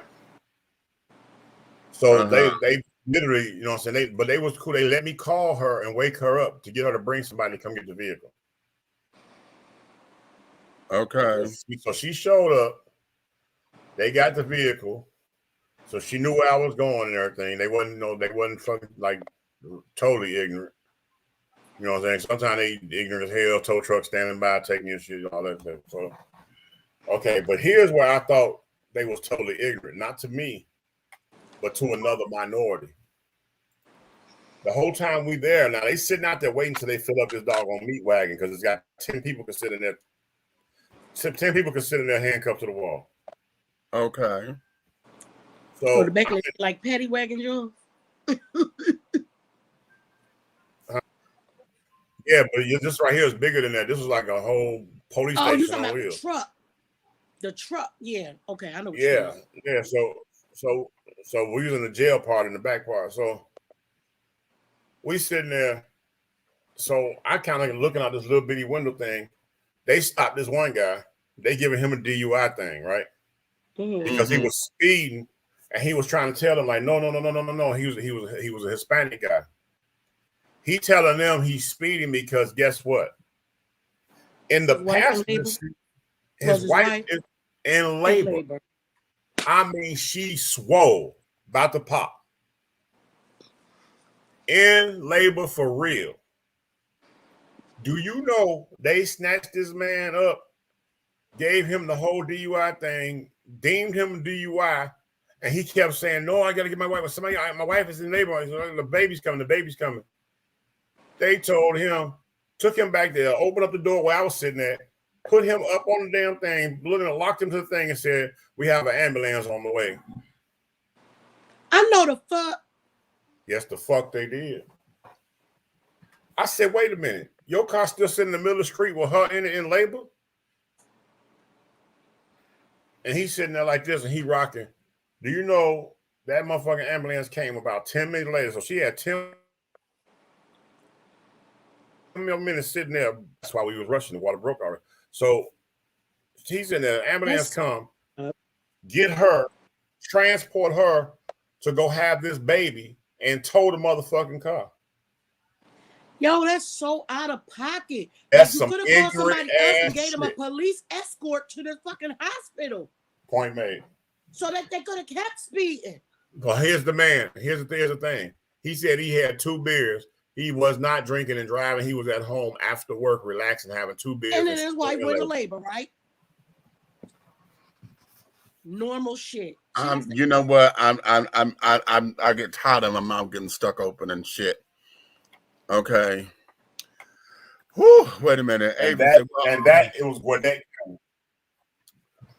All police, regardless of race, need extensive ongoing training. Exactly. Ongoing training. Okay, just like a doctor, every so often you got to go back and refresh the shit. And because laws are forever changing. Yes. You see what he's saying right there? Gwinnett and Cobb County have a long history of African American male drivers. Hold on. I have to doggone put a signature on that for Avery. I'm gonna put a signature on that. Remember I told you, Meech, that I used to come down here all the time visiting frequently before I lived here. My first time coming down here, I went to Maurice's home. He had a home in Cobb County. We drove all day, and I had a Yukon Denali tricked out truck, brand new off the showroom floor. It was tricked out, of course, but the thing is, it was a brand spanking new truck. A white boy buy an SUV like that. So here it is. My windows wasn't even blacked out. That's the thing. Now here's the thing. I'm driving. Maurice is on the phone with me, giving me directions because I'm like in Mars. I don't know left or right. I don't know where I'm at in Cobb County, in Georgia. You know what I'm saying? I've never been here then at the time. So he's telling me you know, tell him what the landmarks is so he can tell me where to turn at to get to find his house. Right. So I'm riding like I'm riding, not speeding nothing, because I couldn't be speeding because somebody's giving me directions trying to tell me where to turn. I don't know where to turn at. This motherfucker light the cherries up on me. Boom. Just for no shit. No reason. I ain't ran no lights, nothing. So my boy Terry, he was sitting there like this. I'm looking at Terry like, I said, did you throw something out the window or something? And when I said that, Maurice was on speaker, and Maurice was like, why you say that? I said, the fucking police is pulling me over, bro. You know what he said? Oh, Lord have mercy. He said, what's going on? And I was like, I don't know, bro. I'm listening to you. I said, I ain't speeding because I don't want to miss my turn. Right. So I pulled over. He said, just pull over. He just cool out, man. Just cool out. He said, I'm going to stay on the phone. So when he could walk up, he walked up to me. I'm like, I raised the window down. I'm like, can I help? Hey. He said, yeah, I was noticing you didn't have no plate on this truck, and it looked pretty brand new. I said, okay. You got both of the first answers correct. It's absolutely brand new, and there's no plate because it's brand new. And he was like, he said, well, where's your registration sticker? I said, it's on the back lower window. That's how we do it in Illinois. They don't put plates on the, they got the long sticker and they got the government damn code on it. If you barcode it, it'll take you to Illinois. Right. He said, oh, okay, I couldn't really notice it back there. I said, you wouldn't have noticed it because you didn't know to look for it there.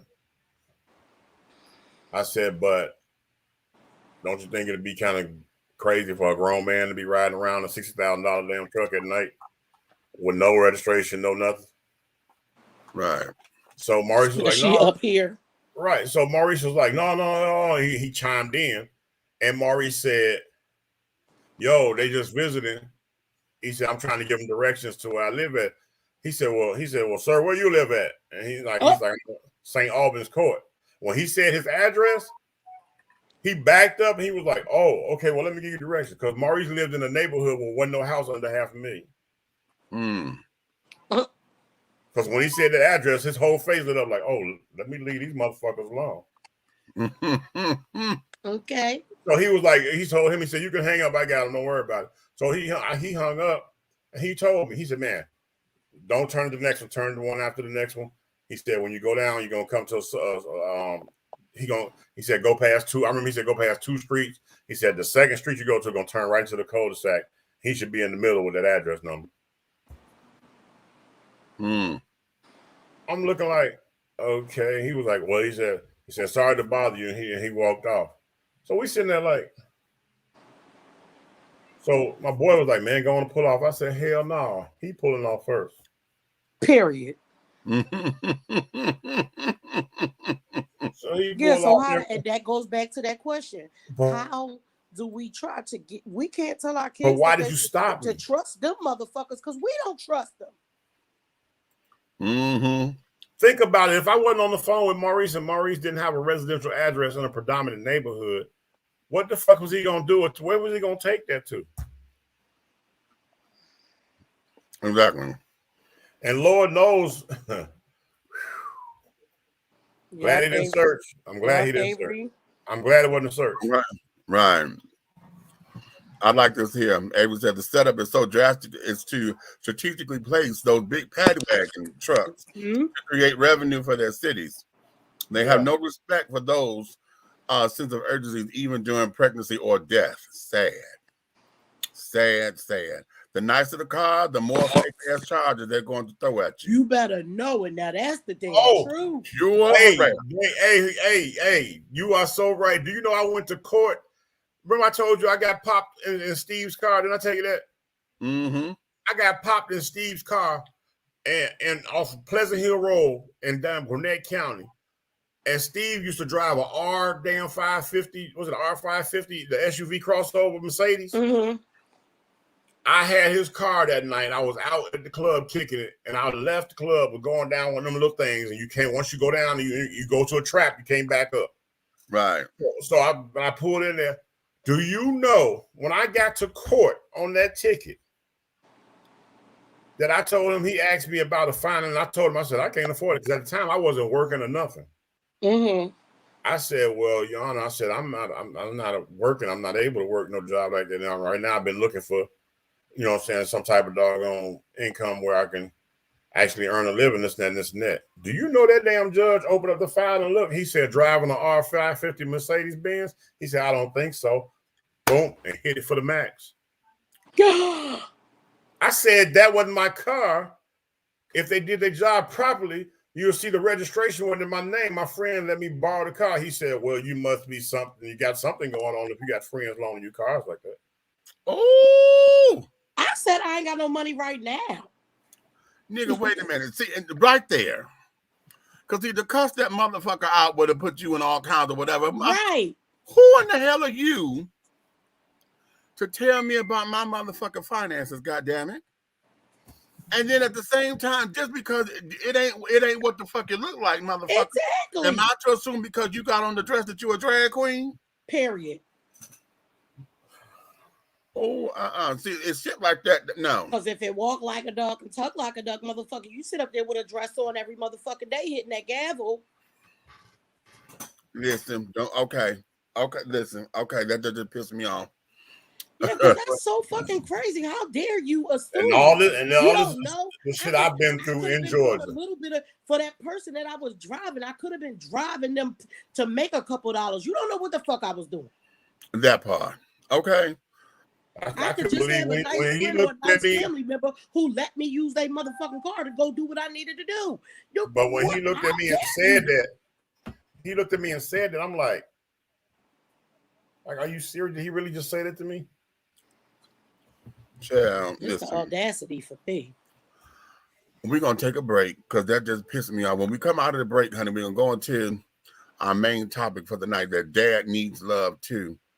The current Secretary of Transportation, Peter Buttigieg, he and his husband are now parents of new twins. Okay. And he has taken off for paternity leave. Okay. And he's getting raked across the coals about the fact that he is a father who took off, and we got all this going on. But that was the reason why they started making paternity leave too. Hold on. Why is they messing with him? And you guys, I want to say sorry for being late. I didn't forget. I just got a last minute order in that I had to fill right then. Sorry. Oh, okay. Well, hold on. It was too serious for me to say it when I first came in. But since you keep stroking your soap, and I'll meet y'all. I'm trying to go upstairs. You know what? Well, then I'm gonna put yours in the trash. You get on my fucking nerves. Anywho, See, people think when it's their birthday, they get to say all kinds of shit. I made some special shit for your birthday, motherfucker. We're going to commercial break. We'll be right back in a minute. Lord have mercy. I can't take them nowhere, Jesus, nowhere. Whether you are a resident or visiting the ATL, if you need to satisfy your soul and your hunger with some good old-fashioned scrumptious victuals, then head on over to Tara Boulevard and feast at the Country Kitchen Cuisine Buffet. The Country Kitchen Cuisine Buffet has a mouth-watering array of delicious delicacies that will tempt your tummy, tantalize your taste buds, and please your palates. All of our items on the buffet are made from scratch, just like Grandma used to make. Try our meatloaf, the succulent fried chicken, the smothered pork chops, the short ribs, the fried and baked fish. Try our oxtails, the turkey wings, and don't forget some of those fantastic sides with the macaroni and cheese, cornbread dressing, greens, cabbage, red beans and rice, potatoes and gravy, and oh my God, don't forget the cornbread and those decadent desserts. Your hunger will not be denied. Come on down to the Country Kitchen Cuisine Buffet, located at 8562 Tara Boulevard in Jonesboro, Georgia. Come on down and tell them that Big Meech and Dishing Tea I sent you. Yeah. Angelo Ellerby, the Henry Higgins of hip-hop, is the founder, president, and CEO of Double Exposure Media Relations. Double Exposure Media Relations is a full-service public relations, marketing, and artist development firm specializing in publicity, photography, artist promotion and artist development, makeup artistry, event production, and EPK development. Celebrating over 45 years in the industry, Angela believes that a culture that does not take care of nor respect its artists is a culture that leaves nothing behind to appreciate. Let Angela help you make dollars and cents of the entertainment industry. Contact Double Exposure Media Relations at 201-224-6570. That's 201-224-6570. Hey, you want to be a part of God's plan? Look at this angel. That's right, the shine and the sheen. You can only get that at Royal Extensions. Hit us up at Royal Extensions, www.royalextensionsatlanta.com or IG Royal Extensions 20. If you want to have the same thing as God's plan, you get it right here at Royal Extensions.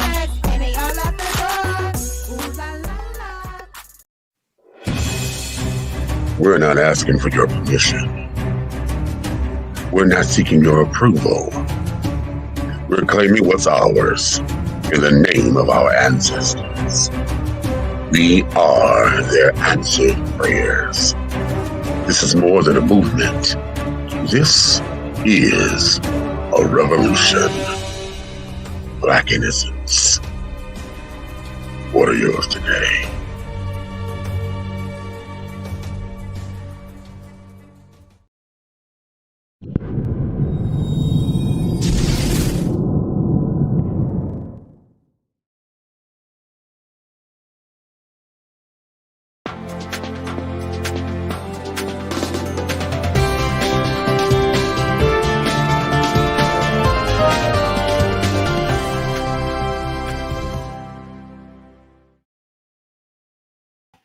All right, and we are back, children. We are back. We had some more comments up in here. Being from South Carolina, Granddaddy taught us to keep both our hands on the steering wheel and do whatever it takes to make it home safely. Ooh. Mm-hmm. Whatever it takes. Oh, come on now. That's Miss Cheryl-Lynn.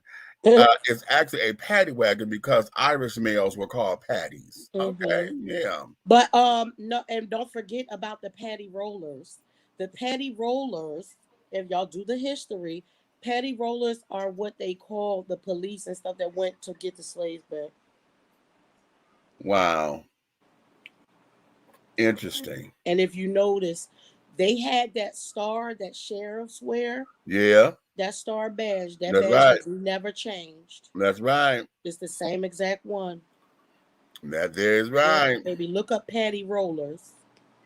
It does that Black history, honey. I watch documentaries every day. All right. Now let's get into this about paternity leave. Yeah, go ahead. Is it good? Is it fair? Is it needed? Is it required? Is it something that we need to look into? Is it something that should be considered? You know why it's necessary? Because for the same reason a child needs to bond with its mother, it needs to bond with its father. That's why a lot of times, it'll be like my mom, or and then because the traditional way was always the mom took care of the home and the kids, and the father went to work, and it wasn't like that much interaction with daddy because daddy come home, daddy's tired. It's just a little bit, and maybe on the weekend, like when Brian was in the military for us, he would be so tired and stuff when he came home from work. He was still engaged with the kids, but our day for him to actually engage with the kids would usually be Sunday. We would always say, remember how back in the day, Sunday was family day? Right. Like, nigga, I know you ain't shit. So on Friday and Saturday, wherever you out there hanging, but you better have your ass back in this house on Sunday. Right. And see your kids. And see these damn kids. I don't like you that much, but you better be here on Sunday. Right. But I think it's important because we grew up in that thing where it was like, I mean, I wasn't really scared of my dad because I was like a daddy's girl, but generally speaking, us as people of color, we grow up being afraid of dad. Right. Yeah, your mom for everything because your dad gonna say no. Okay. Dad's the disciplinarian and all that kind of stuff. So, I don't, you know what I mean? I think for me, as we grew up, and we always want to do better than. I think with each generation, we should be striving to do better than the last. Do better, exactly. You know what I'm saying? Like for me, because my mom and them wasn't never around, my goal was to make sure I was always there for my kids. You know what I'm saying? I didn't want them to be the last one being picked up from school, or you know, the person who parent ain't never come to shit, because that's how I felt. So I made sure I did that. And I remember having a conversation with them saying, I'm sure I didn't do everything right. But what I can say is I loved y'all to death. I worked hard at my damn job to make sure that I can move into a position where I started being on salary as opposed to hourly, so that I can make my own hours to be there for my kids. But I'm sure that there were some things that I was lacking too. Like I was one of those people that I was going to pride myself. I didn't do drugs. I didn't drink. I didn't run the street. You know what I'm saying? I don't smoke no cigarettes. Ain't never did that stuff. I might drink occasionally, and everybody will tell y'all that I'm a whole lightweight, ain't I mean?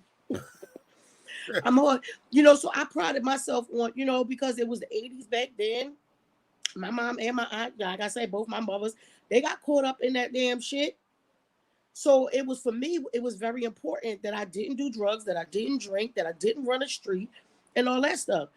And I explained to my kids, I'm sure there's some shit that y'all thought that I could have done better, so y'all make sure y'all do it better for y'all kids. Right. You're supposed to strive. But not one thing that I noticed is the kids need their father just as much as their mom. Exactly. You know what I'm saying? Exactly. They need both. So yes, parents do need maternity and paternity leave. Now, whether y'all take it at the same time or not, I don't give a flying fuck. You know, the wife might want to take the first 3 months or something because she want to breastfeed for a little while. I think they should take it together so that they could both bond with the baby equally. Okay. Why do they feel like it's not important for the dad to be there? That hurts my feelings for people to feel like you're going to come down on somebody because he want to be there with his kid. Mm-hmm. Why? So what? He got two daddies. The fuck? So some of y'all mamas was hoes and y'all had about 4 daddies, didn't you? I'm just saying. And 2 uncles. Okay. Well, your dad be asking, well, who was Uncle such and such? Because your mom ain't got no brothers. Right. Okay. Listen, my whole thing with the idea of paternity leave, we have to normalize that. Right. Okay, we have to normalize that, because here's the thing. As much as we live in a world where men will be men, and you know that men are very sexually active, and everything about the existence of a man is whether or not his dick work. Okay. Why is that so difficult to understand? That especially in a day and age where you keep talking about family values, and yet our society is not congruent with what we speak. You know what I'm saying? You say family values, but yet we live in a world where you only want the mother to be in the house because the father is always outside. You know, the father's supposed to be the protector and the provider, but he has no interaction with his children and until the weekend. You know, the weekend daddy syndrome shit. Okay. Right. Which is ridiculous, because now with fathers, I have to now wait for the weekend to catch up with 7 days worth of bullshit. Okay, 7 days worth of school activities, games that I done missed that you mad about, you know, this, that, and the other, and you know, and all of that. We have all of that to contend with, and yet you still say that this is a thing for family values and that fathers ought to be respected and carrying on. We're still trying to understand how come Father's Day is not as revered as Mother's Day. Right. But yet at the same time, we're getting feedback. Yeah, who? Yeah, what, you went out in the garage or something? Yeah. Yeah, I can hear. You okay, bouncing well, off the who's wall. the feedback from? You muted this man. No, ain't nobody else on. Oh. It might be an echo. It's an echo. Turn your volume down. Try it now. All right. Now. That's better. But it's still there. Yeah. Go ahead. Okay. But nonetheless, in dealing with these particular kinds of relationship issues or father issues, I just feel as though we have to normalize that so that fathers can be taken into the equation. If I'm out here making the money so that you can have this and have this to put a roof over your head and all that shit that fathers always say or tell their wives or whatever the case may be, then we need to make sure that the daddies are there to take in on the responsibility. You know, long gone are the days where mama was just the only homemaker, especially now, as we were saying earlier, where houses and homes are now 2-income homes. Right. You know? You know what, Meech? I ain't mean to cut you off, but what about, like, why is it such a big thing when when it's the reverse situation?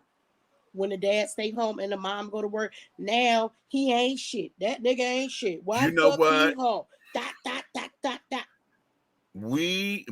Because of what we said this a long time ago, it is very difficult being male in this world.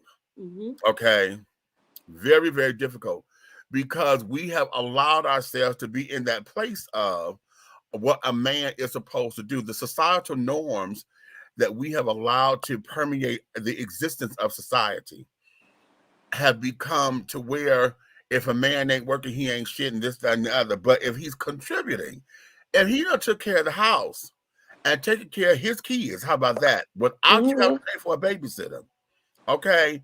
He's sitting there attending to you. And if you the breadwinner, he the one that's taking care of all the household finances because he know how to balance the checkbook. About where's the wrong in that?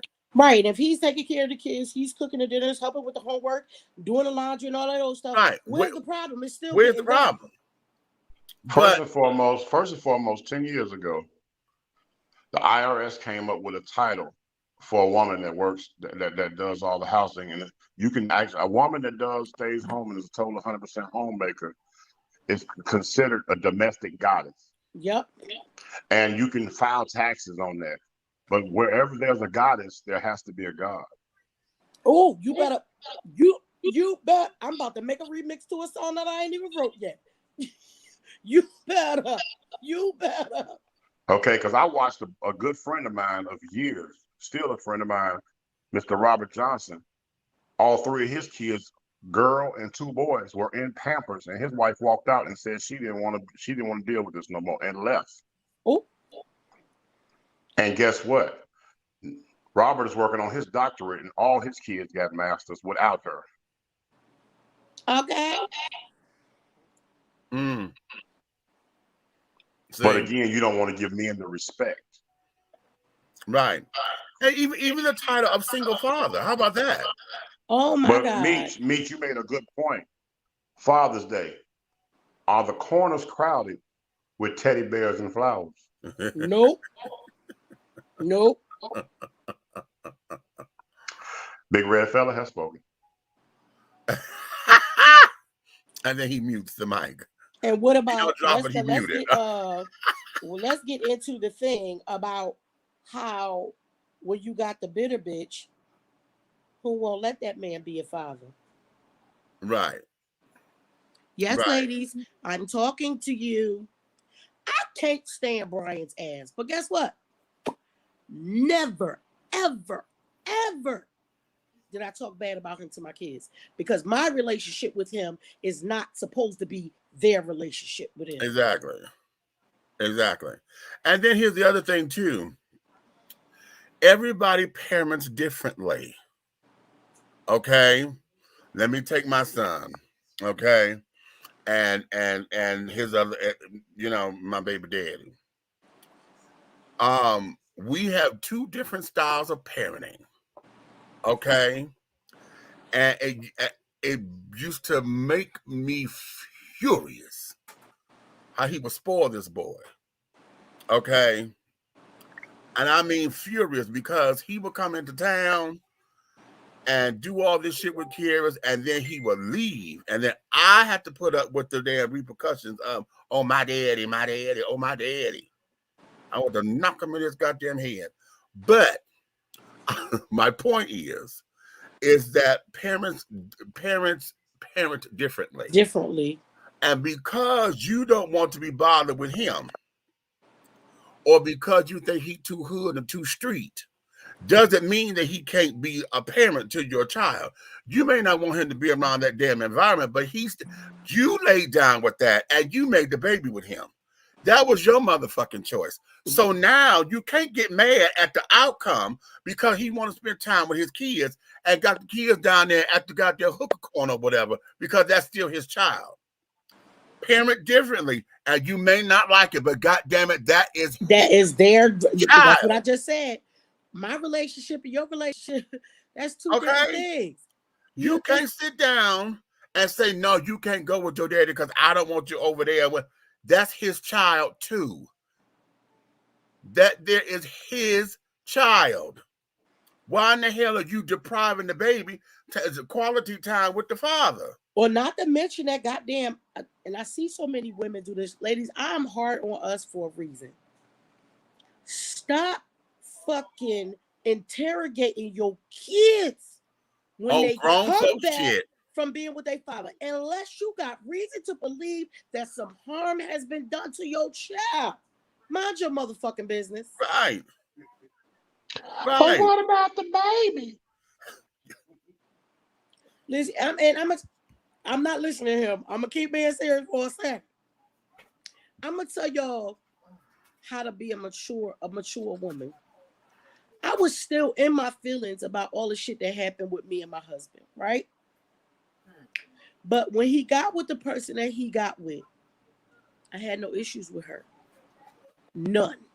So much so, my kids spent one school year with their dad because we were moving during the time like school, and I didn't want them to be fucked up schools and stuff. Right. Keisha went to her first 7th grade dance there. I drove over to Delaware from Philly. I did her hair. I bought her clothes. I got her dress.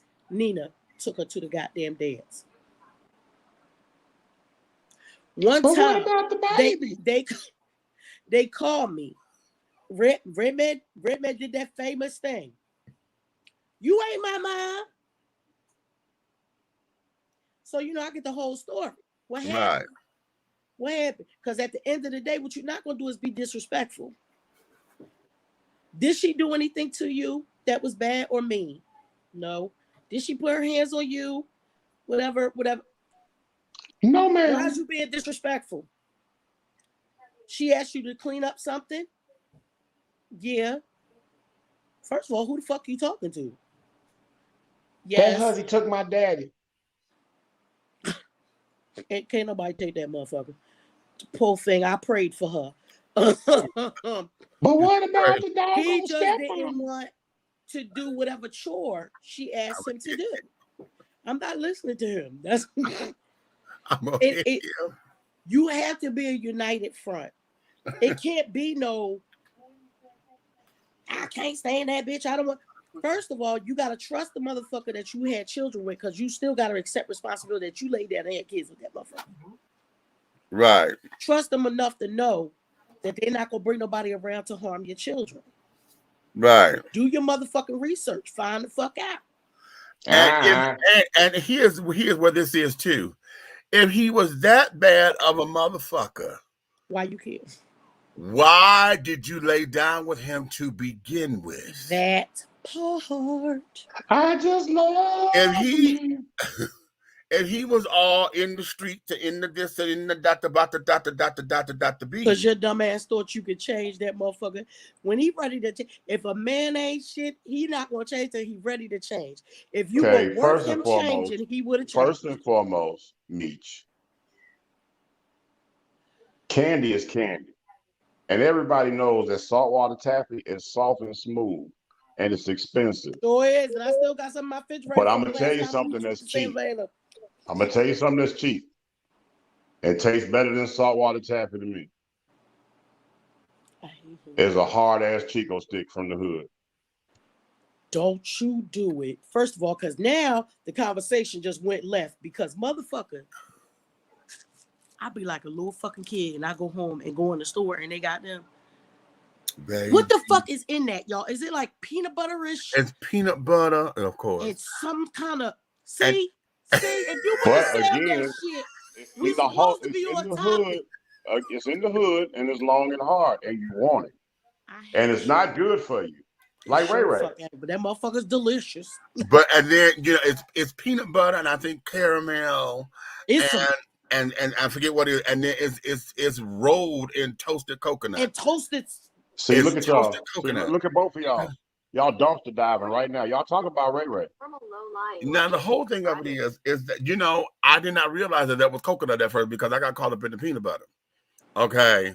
Because I don't exactly how you don't realize that Ray Ray don't have a condom on and you get caught up in the baby mama drama. But see, here's the thing. But you knew that. You knew that when you bite into a Chico stick, honey, and then you get to chewing, it's gonna get up in them. If you got cavities, get all up in there. It's getting all up in there, honey. But see, that's just like interracial relationships. When I bite into a York peppermint patty, you know, I get a. You know what? I get a. I'm gonna hit you. You know I'm gonna hit you. You know I'm gonna hit you because you know that's my shit. You know that's my shit. You don't do that. You don't do that. You are cool.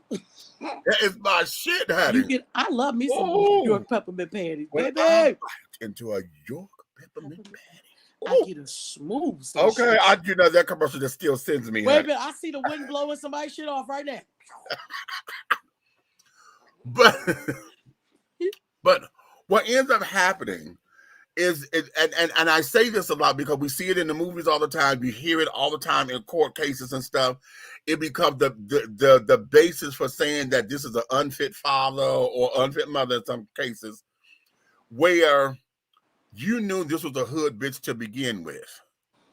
Okay, everything about her demeanor did not say she was good enough to be a mama, but you fucked it anyway. And same with the daddy. Now, y'all got a child together. You cannot deny the child to be in the presence because that's the mama.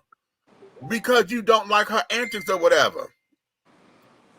That's the mama. That was the choice that you made. That's the daddy. That was the choice that you made. Remember, I keep saying that from the beginning thing.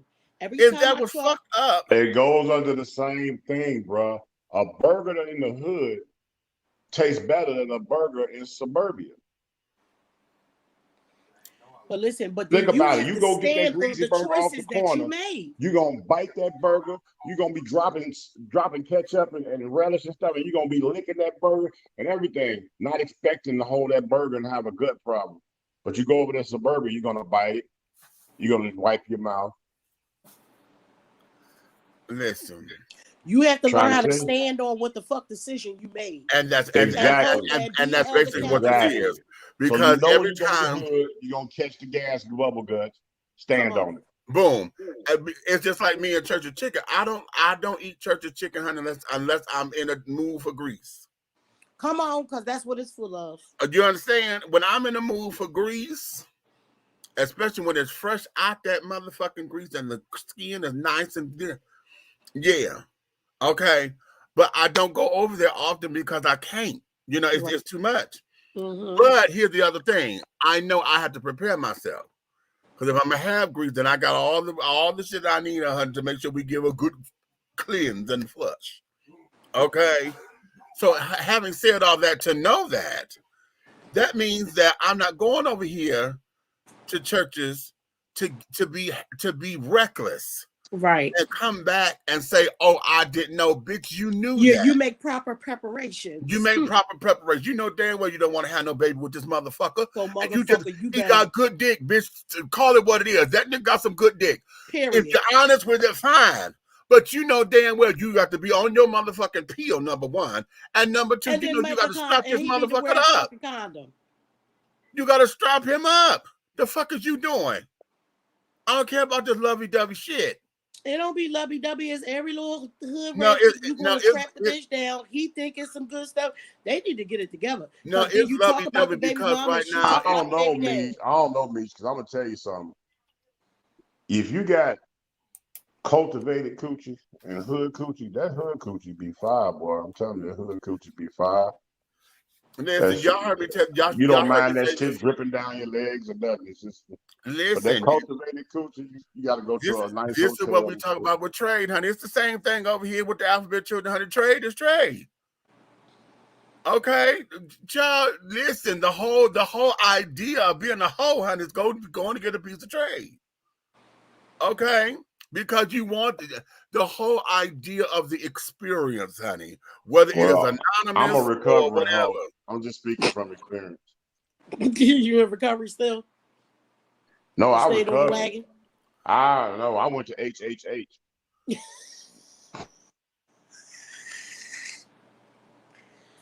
Fucking shoulder hurt. I hate him.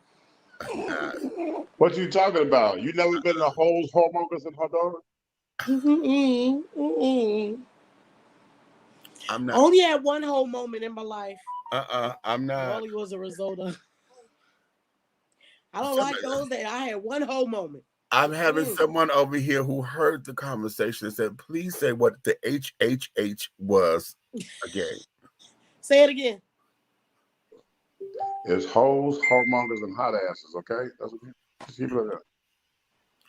Hoes, homongers, and hot asses. Anonymous. Okay. Hey, y'all, I'm going to calm down for a minute and turn my mic off. I'll be right back.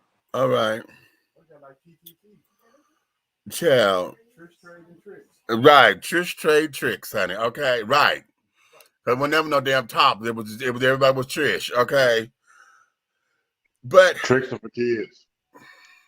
Honey, and the children got plenty of them, honey. Silly rabbit. And the children got plenty of them, honey. Okay, with the silly rabbit, yeah. Okay, bouncing, honey, just hopping and bouncing. Okay, right.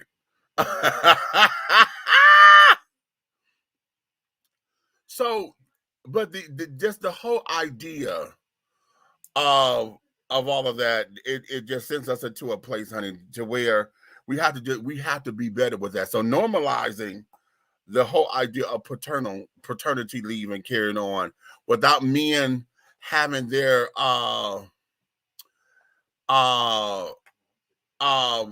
masculinity challenged, without men having to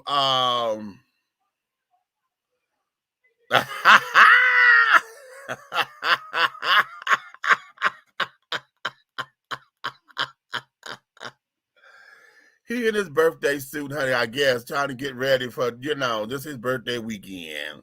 So he suited up, honey. Again, I put the telephone number. Oh, wait a minute. Did I put it up in here? If y'all want to call the Dishing Tea hotline and leave birthday wishes for Big Red, honey. Okay. I'm going to put the number back up in here again. Wait a minute. I don't know it by heart. How about that? I mean, yes, I do. Hold on. Maybe I do. I just did it. Okay. Okay, that's the Dishing Tea hotline. Cheering. Y'all go ahead on and if you want to send birthday wishes and things, go ahead on and do just that. Okay, call that number and leave it there. And what I will do is I'm going to compile them all together. Okay. And once we compile them all, we'll make a presentation, like I do. Yeah. So be that as it may. Okay. Be that as it may. So now, wait a minute, Nick, I'm going to bring you back in. Yeah. Okay, we got a couple more minutes. I was going to have some more time, but no, because y'all want to go ahead because we got stuff to do. Tomorrow's his Big Red's birthday. I have an event that I'm supposed to be yeah, I got some stuff I got to do. So yeah, you planning? I got to, because I've been summoned, honey. I got to go to church. Yeah, you gotta go to church. I got to go to church, and I got to make a birthday salad because I was going. I heard somebody had they ordered a salad. Yeah, they want a birthday salad, honey. Pay me some. Okay.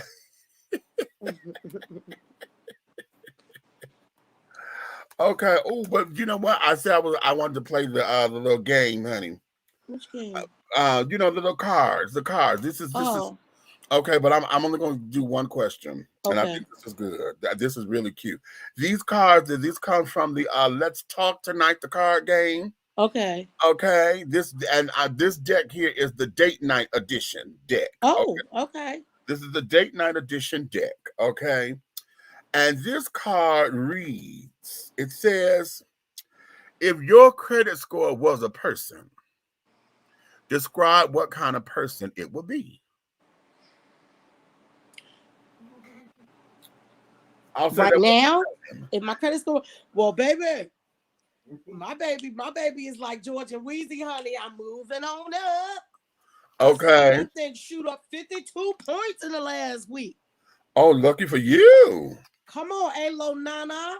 The motherfucking credit card paying shit on time. Okay, you know, okay. I'm like George and Wheezy right now. Okay. So you're there. And see, if my credit score was a person, my credit score would be a blue collar worker. Yeah. Okay. Because my credit score is working hard. It's working hard. It had a setback because something that came in. And baby. Before it went up, I dropped I had to clutch my damn girl. Honey, wait. I did more than clutch my pearls, bitch. No. A bitch had to inhale, honey, because I was like, "Oh, bitch, You had to take a real deep breath. Bitch, we had to take an inhaler. Okay, we had to get a hit from the inhaler because I was up to a 705. Yeah, I was up to a 705, and I'm moving, bitch. This goddamn what's the name company? Who? Quest Diagnostics. Ooh. That's a medical company because Quest do blood work and stuff, right? And stuff. Put something on my damn TRW. Well, we call it my credit report. The TRW was what it was. Put something on my damn credit report. Bitch, drop my damn shit 78 points. I was like, yeah, I had dropped down so low. So, like I said, it's just moving on up. It ain't high. It's just starting to move on up. It's average right now. Bitch, I was mortified. And I'm still mortified because I'm like, I ain't nobody told you to do no shit like that. That should have went to my insurance company. What are you talking about? Right. I got one for that. I think, remember that ambulance I had to take that time when the doctor wouldn't let me leave? Yeah. When you had to come up there? That just went on mine. So I was like, honey, So now we got to sit up here and get that to where I can redo. So if my credit score was a person, honey, he'd be a blue collar worker. Okay. You know, a blue collar worker who, working hard to to do the right thing. Yeah. Okay, TJ said his is presidential at 837. You bet, TJ. Come here, TJ. Then you say you had a crush on me. The credit score 837. Come on, boo. That means we can build some stuff.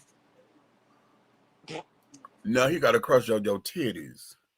Oh shit. You can have these motherfuckers. Wait, why call? Let me tell y'all something. And I don't care if she embarrassed. Why the she get a 34? She probably could have got 32, but a 34B and the bitch was too big. I hate her. I love her because I had her. She's like my best little friend and whatnot. A 34B, it was too big. Because I was like, I know your titties is real small, but is you ever going to buy a real bra? Because when we go to the store, she just get, I want to see them too. Listen, I ain't fresh like Meech and Red. Yours a 6-figure worker. I hear that. Aha! Come on, Road. I was trying to tell her, like, I know your titties is little, but I don't think she's ever bought anything but sports bras because her titties are so little. So when we was out running around yesterday, she was like, I'm going to try a regular. So I hold it up and I'm like, it's little as shit. This should be fine.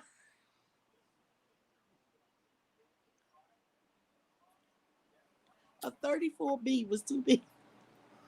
Let her be, honey. She got mosquito bites. Keisha No, told her she had half an A cup. Was it the cup or was it the 34?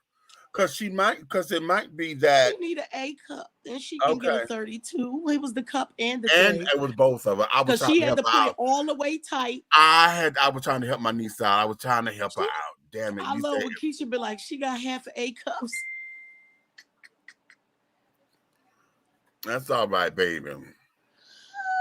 I know, because I wish that I don't know if I wanted them that little, but I take a cute little B or C. These are sometimes I be in the C, depending on when my weight go up and down. But right now there's a whole D's in this thing. Yeah, these here. I need a trainer. So I could Waist trying to push them up. You need to push up, bro. No, not to put. No. They need to sit. Oh.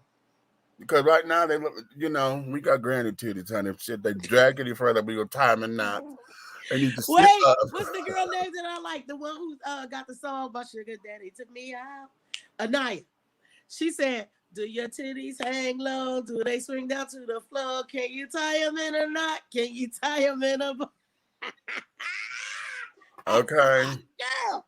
Yo, when she did that one, I almost fucking died. You understand? And I need a long line because shit, all of my weight, the weight of them is here. I get a long line, honey. I'm like, whoo. Push that to, But that there, because and I just happen to be one of the guys, honey, who's top heavy that I adore mine. I learned the power of them and I love them. And yeah, I just needed to look better than what they do. Because I see some other top heavy men who are perky and carrying on. It's like I said, when I'm at wherever I am, honey, and it's one particular person, honey, I know him. I could spot him in a Million Man March because his titties sit so beautiful. I love it. Okay, I love it. So, yeah, top heavy men, honey. I know it may be an offense to your masculinity, honey, but folks like me adore it. Oh, okay, adore it. And then if you work out and carrying on, and got some pectoral ish, and they sit up, baby. Shit. Yes, God. But listen, what we're going to do is we're going to shut this down because because he gotta go to church in the morning. Hallelujah. I'm going to church. Tell me how it was. Okay, and I got to figure out. Said she might have wanted to go, but her and Corey ass is out at the Diamond right now. They went to Marcus's size queen. That's an insider because he finally able to throw that back. Okay. Yeah, I don't know. So yeah, they're at the club. So she was like, I don't even know what I'm wearing tomorrow. I got stuff to do tomorrow, and I'm wearing what I wear to the club. And I said, you gonna go to church? Okay. I got the address, but now I got to find out what time we're supposed to be there. Okay. And carrying on. And see, here's the thing. He want a salad, and I don't want to make it. And then it be sitting in the car. Well, bring it over here, and I'll put it in the refrigerator. And maybe I'll meet y'all after church or something. Oh, you want to come out, possibly?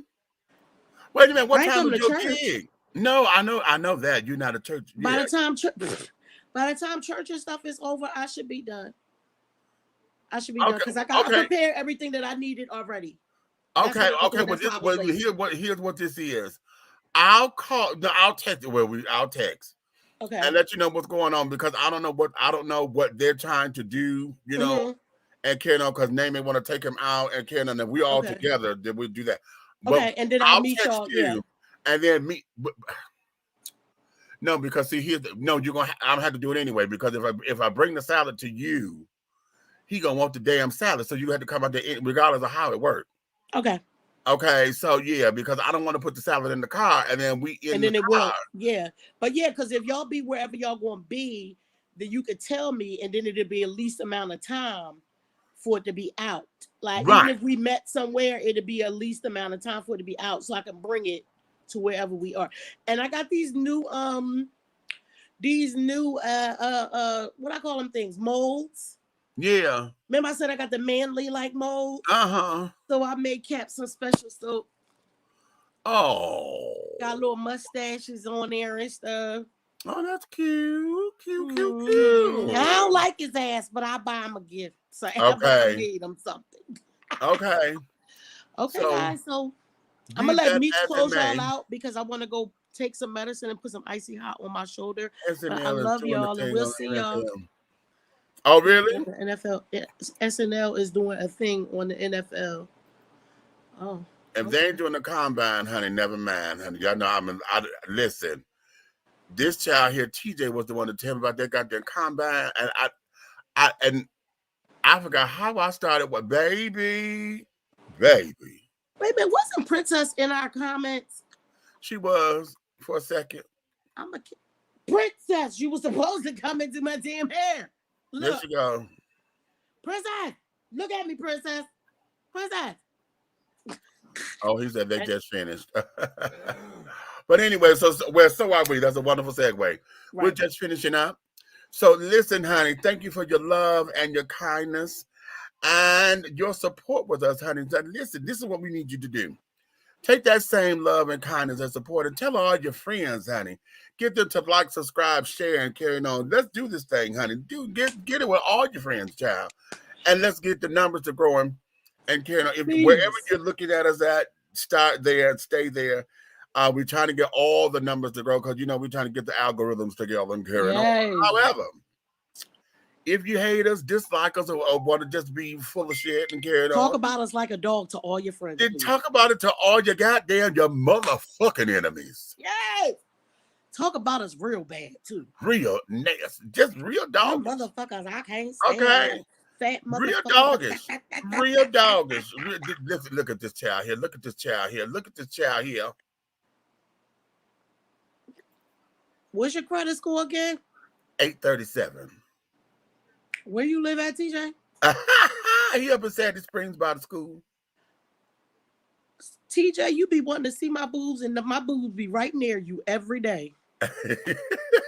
I work around the corner from you. Look at this fool. He's so dumb. I'm not. You know what? We gonna start an after dark bitch over on Patreon or something, honey. Oh my God. Because I be feeling like Nighthawk and them with him and Helena be having the after dark. I be like, I can't be over here.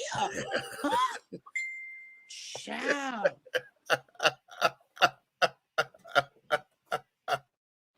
Y'all know I'm just starting to get comfortable with saying certain stuff. Lord have what mercy. Bitch gonna tell me? What are you gonna Never tell mind. me? Don't worry about it, honey. I don't want to know. We're going to talk about doing some business together since your credit's so good. If your credit good, that means you pay bills. I'm scared to check my damn messenger. No. He did. That was for me. Oh, I was getting ready to say. No, that was for me. Okay. What you say? Look, wait till third. Okay. Okay. See? Hey, Bug. I miss you, brother. I'm going to call you. I ain't talking about so on that note, my darlings, we just love and thank you and all of those good things. Listen, you may finish all of your crumpets, darling, because the tea has been dished. And you've been dishing tea, darlings. Ow! With Big Meech and Aunt Nikki and the big guy ally, the birthday boy. The big red fellow over there, honey. So listen, honey, I want you guys to really understand a few things, honey. That we finna go do this thing, honey. We're doing it. We got a lot of things coming up the pipeline and carrying on. So, honey, just remember that everything that we're doing over here, any way, shape, style, form, or fashion, everything that we're doing, it will move forward, even though this fool just popped in the window. He shaved. Y'all make sure y'all give my brother all the birthday wishes. Send him love and light. I don't have double D's. They just regular D's. Anywho, you know, I'm okay. He said my and birthday then my other next. birthday up. Yes, Buck birthday about to come up. Yes, God. Okay. So on that, honey, we thank you. We love you. And honey, we will see you guys tomorrow. Like I said, if you have the number, look, go scroll up on the messages. Y'all want to send birthday wishes, honey, call the District T hotline and send birthday wishes, and we're going to compile all of them together, honey. Okay. Happy birthday day. Okay. So Bye, with y'all. that being said, honey, wait a minute. And hopefully we'll be here before I say what I said tomorrow. Hopefully we will be, honey. Because y'all know Okay. he probably be ignorant tomorrow. So he gonna be able to say what the hell he want to say because tomorrow. Oh, there we go. Okay, I had to get my closing credits together. But anyway, we thank you and Karen. I've got to sit up here and find an outfit to wear tomorrow. Child. What time is service? 9:30. Which means I got to. Right. And it's a 35-minute drive. One way. Princess don't ever be on time. Don't worry about it. All right. She's the PK and she ain't never on damn time. Meet you be a. All right, honey. All right. All right. Well, with that being said, honey, listen. Bye, y'all. Good night, y'all. Woo-hoo!